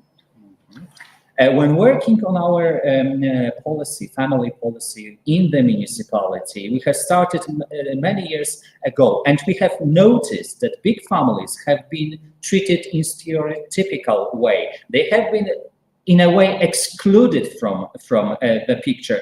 Only help that was given by the government was regarding the social welfare, but regarding the different perspective, different perception, different needs of the big families, that was not taken aboard. Naszym celem było dostrzeżenie tych rodzin, upodmiotowienie ich i traktowanie, bo tak też potraktowaliśmy je jako nie problem, ale inwestycje, jako wielką wartość. W dobie jeszcze problemów demograficznych chcieliśmy tym bardziej dostrzec i wesprzeć właśnie duże rodziny. And we changed the perspective. We changed the tune 180 degrees. We didn't treat them as a problem as such. We saw them as a challenge. We saw them as an investment, as an added value, because and given the demographical challenges, the demographical problems, our perspective needed to be adapted. Lublin jeszcze miał to szczęście, że w Lublinie działa prężnie koło Związku Dużych Rodzin, więc mieliśmy znakomitych partnerów do tego, by wspólnie zbudować ten program, a z drugiej strony oni byli znakomitymi ambasadorami potrzeb dużych rodzin, bo to oni w nas zaszczepiali tę wiedzę i uwrażliwiali właśnie na potrzeby dużych rodzin, pokazując, jak te rodziny funkcjonują na co dzień. Lublin was fortunate because at that time we had the Association of Big Families that was already in place in the city, and they proved to be an invaluable partner for the municipality. They also function as an ambassadors of the big families, because from them we knew what such families need, what their situation, financial or be it any other is, and it was the family of big association of big families that gave us insight into the big families for us as the municipality. Ta współpraca zaowocowała właśnie powstaniem programu Rodzina 3+, który stał się taką, można powiedzieć, platformą właśnie współpracy i organizacji, takich jak Związek Dużych Rodzin, ale także innych organizacji społecznych, przedsiębiorców, biznesu, świata niezwiązanego z administracją publiczną, a także właśnie urzędu, naszych jednostek miasta i myślę, że wszystkich mieszkańców, bo tak naprawdę program działał w kilku wymiarach. And this association gave us an insight and became a platform for the cooperation between many actors, many partners. We had businesses on board, local businesses on board, we had the city office on board, we had also the organizational units of the Lublin city office on board. So that was a platform that combined a lot of stakeholders together just in the area of this family planning and in organizing this Family 3+ program. Jednym z narzędzi tego programu jest karta Rodzina 3+, którą przygotowaliśmy wspólnie właśnie z dużymi rodzinami. Tak wygląda ta karta tutaj u nas. Każdy, kto ma 3 i więcej dzieci w naszym mieście, może uzyskać taką kartę, a powiem, że wszystkich uprawnionych rodzin do takiej karty i do takiego programu mamy już ponad 90%, więc to pokazuje, że program cieszy się dużym zainteresowaniem. I cóż to takiego ta karta? Otóż w ramach tej karty osoby mogą korzystać, rodziny, dzieci, każdy oddzielnie, nie wszyscy muszą razem, z różnego rodzaju ulg, zniżek czy bonusów, które oferujemy. I w ramach tej karty mamy zaangażowanych na dzień dzisiejszy, a program działa już 10 lat, to jest rok jubileuszowy, ponad 220 partnerów. And one of the instruments of this Family 3+ program is the card of a big family. It has been presented to you physically in a moment. This is a card that is given to 3+ families. And we have the 90% of families right now in Lublin that are availing of these cards. And let me mention that it's 10 years running of the program. So this year is a jubilee year. And what does this card entitle such families to? They get discounts, they got promotions, they got bonuses, and throughout different commercial partners. And let me say that today we have as much as 220 local businesses that are included in the program and offer the services at a discounted rate. To są oczywiście te bonusy, zniżki, które oferują nam partnerzy naszego programu, a jest to naprawdę bardzo wymierna pomoc dla dużych rodzin. To są bezpłatne bądź ulgowe zajęcia edukacyjne, szkoleniowe, językowe, bardzo ważne, zajęcia sportowe, rekreacyjne, ulgi bądź bezpłatne wejścia na przeróżne zajęcia, spotkania, zajęcia kulturalne, ulgowe zakupy w sklepach, marketach, w hurtowniach, ulgi także w zakresie usług medycznych, motoryzacyjnych, co ważne dla rodziców, hotelarskich, fotograficznych, więc właściwie wszystkie branże są zaangażowane do tego, by wspierać nasze lubelskie rodziny.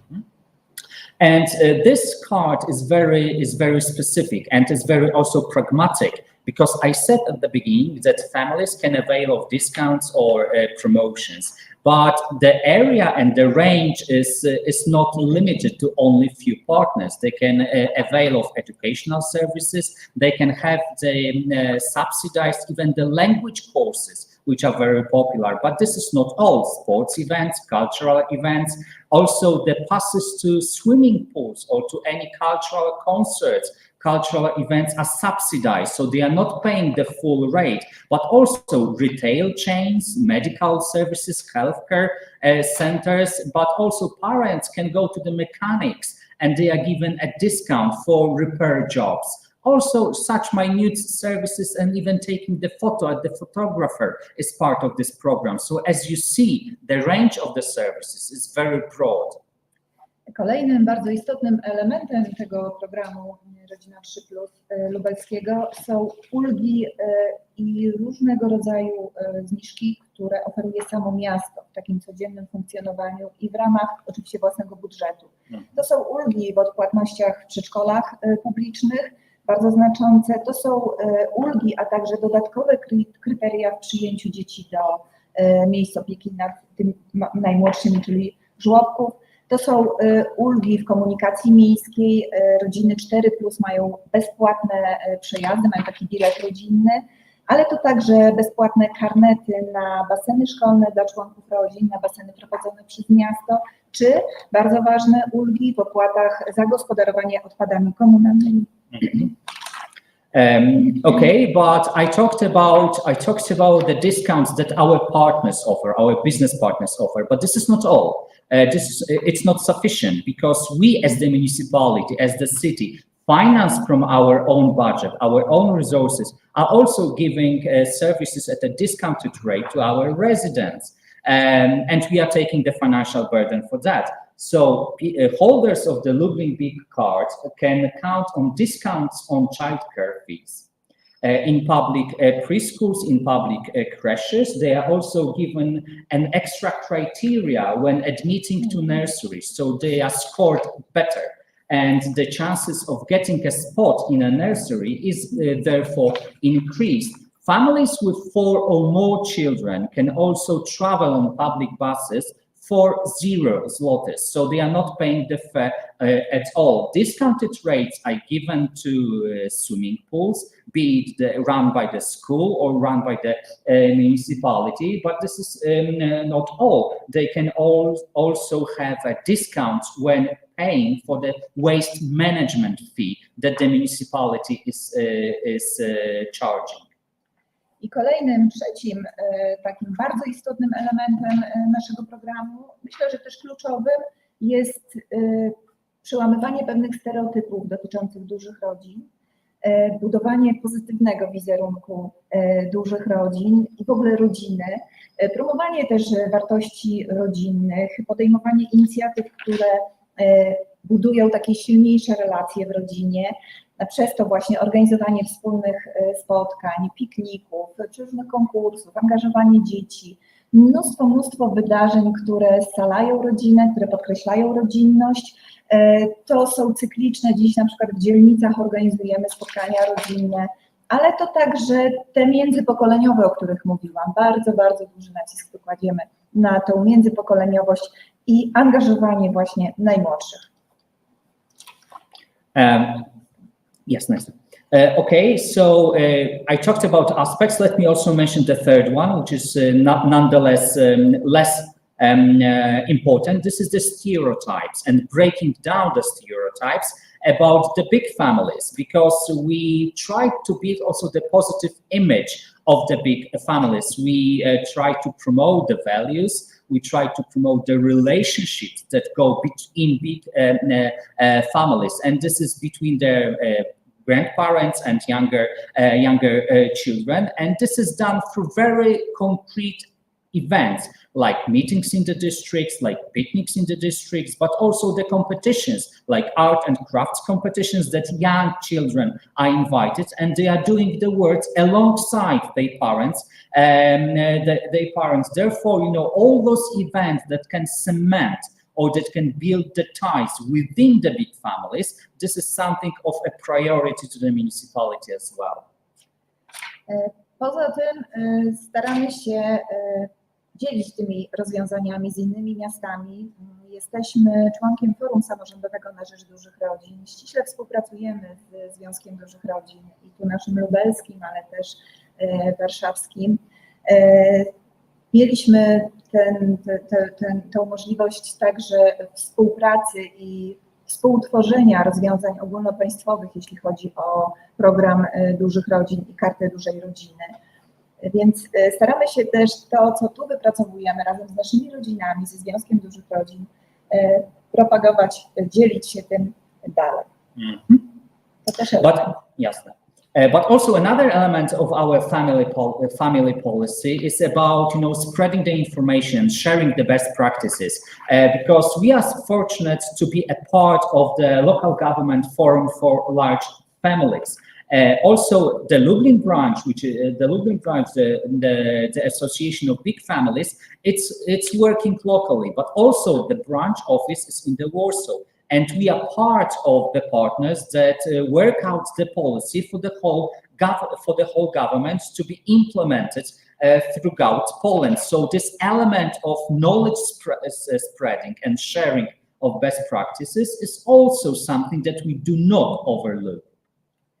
I już na koniec chcę powiedzieć, że też myślę, że poprzez tą aktywność 10-letnią już w obszarze dużych rodzin, Lublin został zaproszony przez Związek Dużych Rodzin do programu certyfikacji samorządu przyjaznego rodzinie.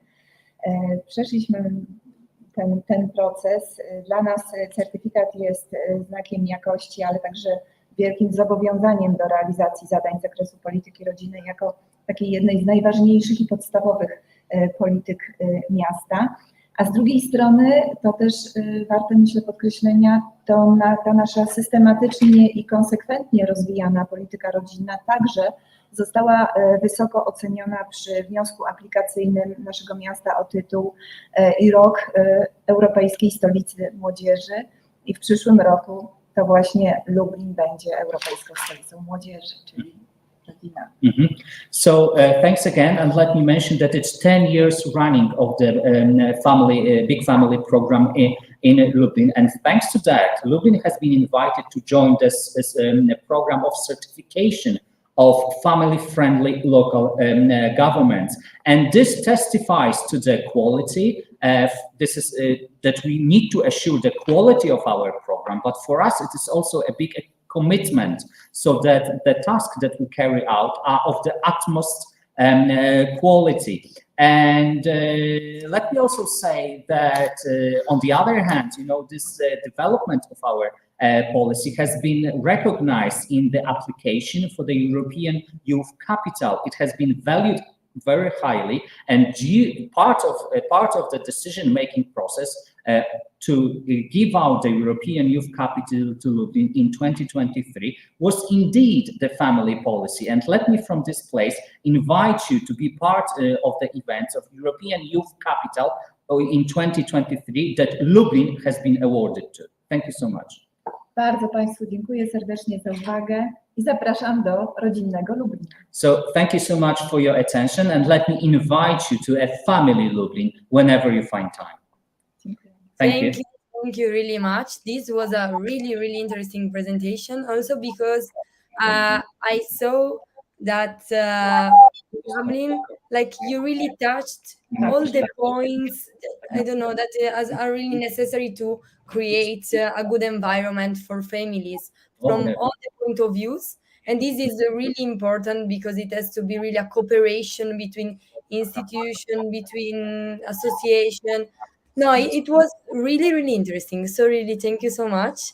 And if you want to stay here now, we want to have a little discussion with some questions and with the other speakers. So maybe if there are some questions from the audience from YouTube,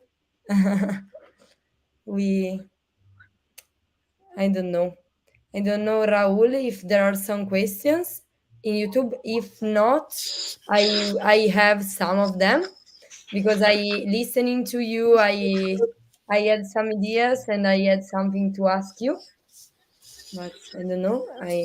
So I think I can start. It can start from me.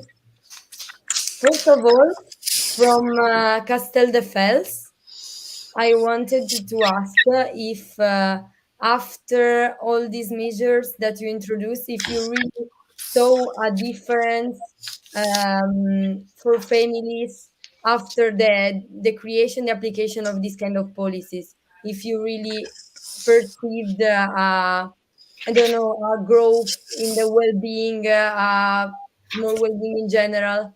I don't know if you found some differences.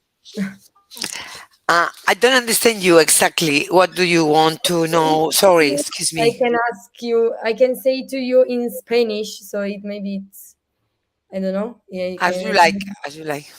Ok.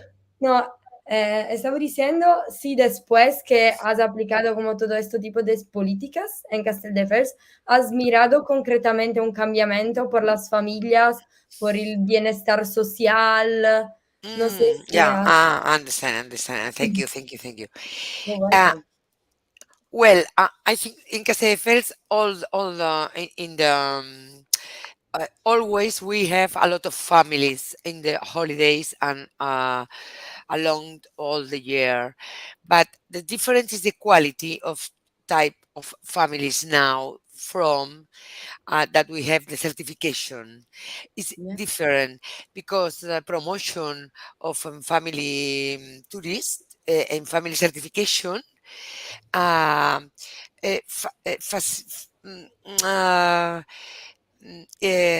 produce that the families go to Castelldefels exactly for the beach and exactly for items especiales, for the characteristics specials. Yeah, not only for the beach. Yeah, because for the maybe restaurants, adaptate. Yeah, a good environment for families. Yeah. From all the point of views, this is really important. So it's for sure effective. Oh yeah, really thank you. There is a question for Miranda do Corvo that I can't pronounce it really well, but it asks if did you notice an increase of resident population after the policies you have applied? The increase is very low. This is a measure that we have for some time, since 2010, but it's very difficult to measure that. Was a little increasement of the population, but not very expressive. Yeah, for sure. For see a concrete. But it's a measure. We have other measures here in the municipality for education and other measures that we are trying to implement to increase the population that is very low. This is one of the measures. Yeah, but for sure you are starting really good with your work, and for sure it is a work that you construct step by step. So it's normal that foresee a concrete impact. It's a problem. It's a problem from Portugal. It's not only here in Miranda do Corvo, but we are trying to do everything to fix the population here in Miranda. Nice, and for sure this is a really good start. What we saw, really, it was really interesting, your presentation, and so thank you. And so I wanted to ask you something. Maybe there was Daniela from Foligno that wanted to say something. Speaking with Raul, I knew that you was to bring the greetings. I bring you the greetings from the mayor of Foligno, Stefano Zuccarini, and from the councillor Agostino Cesorelli that can be here with me and want to say his greetings. Thank you so much, Daniela. No, it's really nice how this networking can stimulate each municipalities to take something that it was really a good model, a good practice for from another municipality that has already do it in concrete. Really nice. And I wanted to ask you to Regina if she has some question, something that Thank you, Chiara. Well, I wanted to point out some details, something that I appreciated from each of these presentations from municipalities. Maybe small things and very big things, but they are very interesting and particular. I did appreciate very much the effort of Miranda de Corvo, because I think this effort is to make municipality attractive and for young families is very important, and it's something that I hope the European Commission and the European Region Commission will try to help us in this effort, because I think that many municipalities, especially in rural areas or in southern areas and in difficult places, are suffering of this decrease of the population. So working with municipalities to improve family policies should be something that European Commission should help us to do. This is something I would like to say about lots of things that Lublin is doing. They're doing a very wonderful job, and as far as I understand, they have been doing this for a long time, so it's not a new effort. But I would like to say two things. I appreciate the fact that they take care of dental care, which is a very difficult point for families, especially for large families. And we know that dental care, dental health is very fundamental for the whole health of a child, and not only for the health, but for the well-being. So if you have a nice smile, you are self-secure and you can smile, which is very good. And helping children to achieve health in teeth is very, very, very important. And another thing that I particularly appreciated was the cooperation that you have with a local branch of the 3+. And this is very important, and we think this is the key of the success of the project of these European family-friendly municipalities. When administration can speak, can talk with associations, they can work together because they can get ideas, get feedbacks from what they do in a very direct way, without waiting for surveys, a study, and so. But you have a very fast and effective answer to what you do. And if you implement those requests that are brought by associations, you meet the real needs of families, of people. So I think the cooperation is really at the heart of it. And not only as a result, but also because it will ensure the lasting the endurance of the project itself. So the project is not going to die when the administration is going to change, but it will go on for the sake of families. So I think this is very, very, very important. Let me tell you that I wish I could have gone to Castelldefels with my children. I think they would have enjoyed that so much. You really have a wonderful offer of many, many interesting things. This makes me think that it could be an idea to work on this side in our network, to put families from one municipality to the other, to have a card that allows not only large families, but families from one municipality to go to another, to Foligno or to Castelldefels or to Miranda de Corvo, with a special treat we must think about this. I think Raul will be our general secretary. Will be very good in thinking something like that. Well, yes, I think this is all.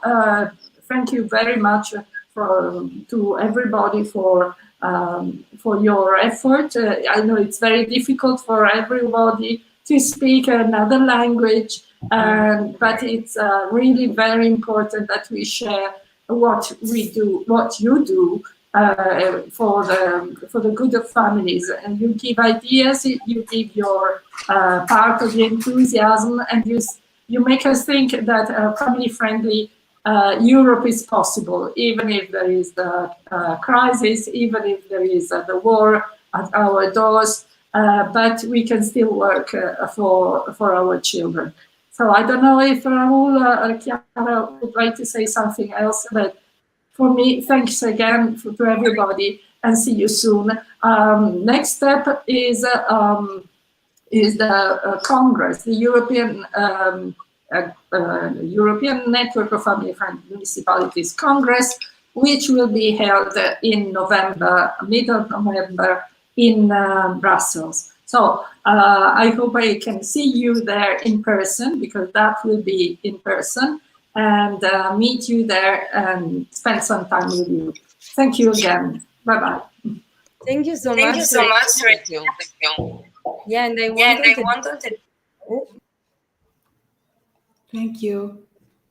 I want also to underline how much, in fact, is important to continue to share our good practices and to network with each other, and yeah, because it will be a really good example to follow for each municipality, and we don't have to stop. So use our platform in familycities.eu for continue to share their good practices and the best practices. Now we have a final remarks with Raul Sanchez, that is the Secretary General of ELFAC.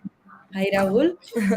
Thank you very much, Chiara. Then only to close this convention, to say thank you to all the speakers, all the participants and attendants who have been following this convention through YouTube, and only to encourage all of them, if they are part of a municipality and they have not joined yet our European network of family-friendly municipalities, to do it as soon as possible. If they are really interested to promote and improve their family policies, the European network of family-friendly municipalities, it's a very useful tool to do it, because it's an opportunity to meet other municipalities doing also this kind of policies. And sometimes it's very difficult to have an original idea, and you can find many ideas to develop and to adapt to the reality of your municipality, to improve the wellness of the welfare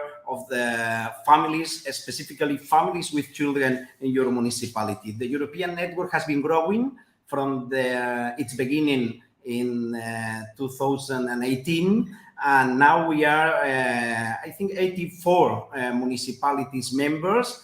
And also at the end of June, I had the opportunity to be in United Nations in Geneva, in the headquarters of United Nations, invited by the organization to present the European network of family-friendly municipalities as a good practice to develop the sustainable development goals with the families. Because if we have not taken, if we don't take in account families, it will be impossible to have a good and inclusive social development of your municipalities. You are the public administration closest to citizens. Then it's very important now in Europe, in this context of economical crisis and financial crisis, in this context of pandemic, the role of families is crucial, and the support of municipalities is also crucial,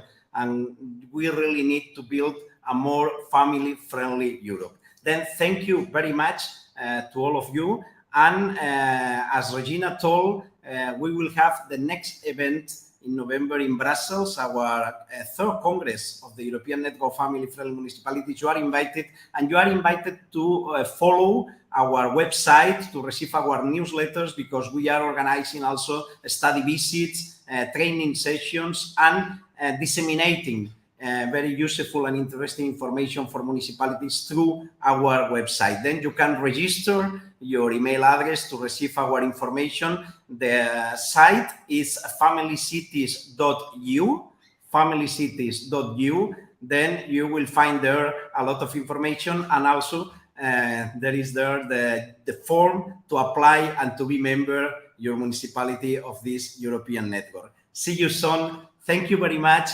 all of you, and see you in the next event.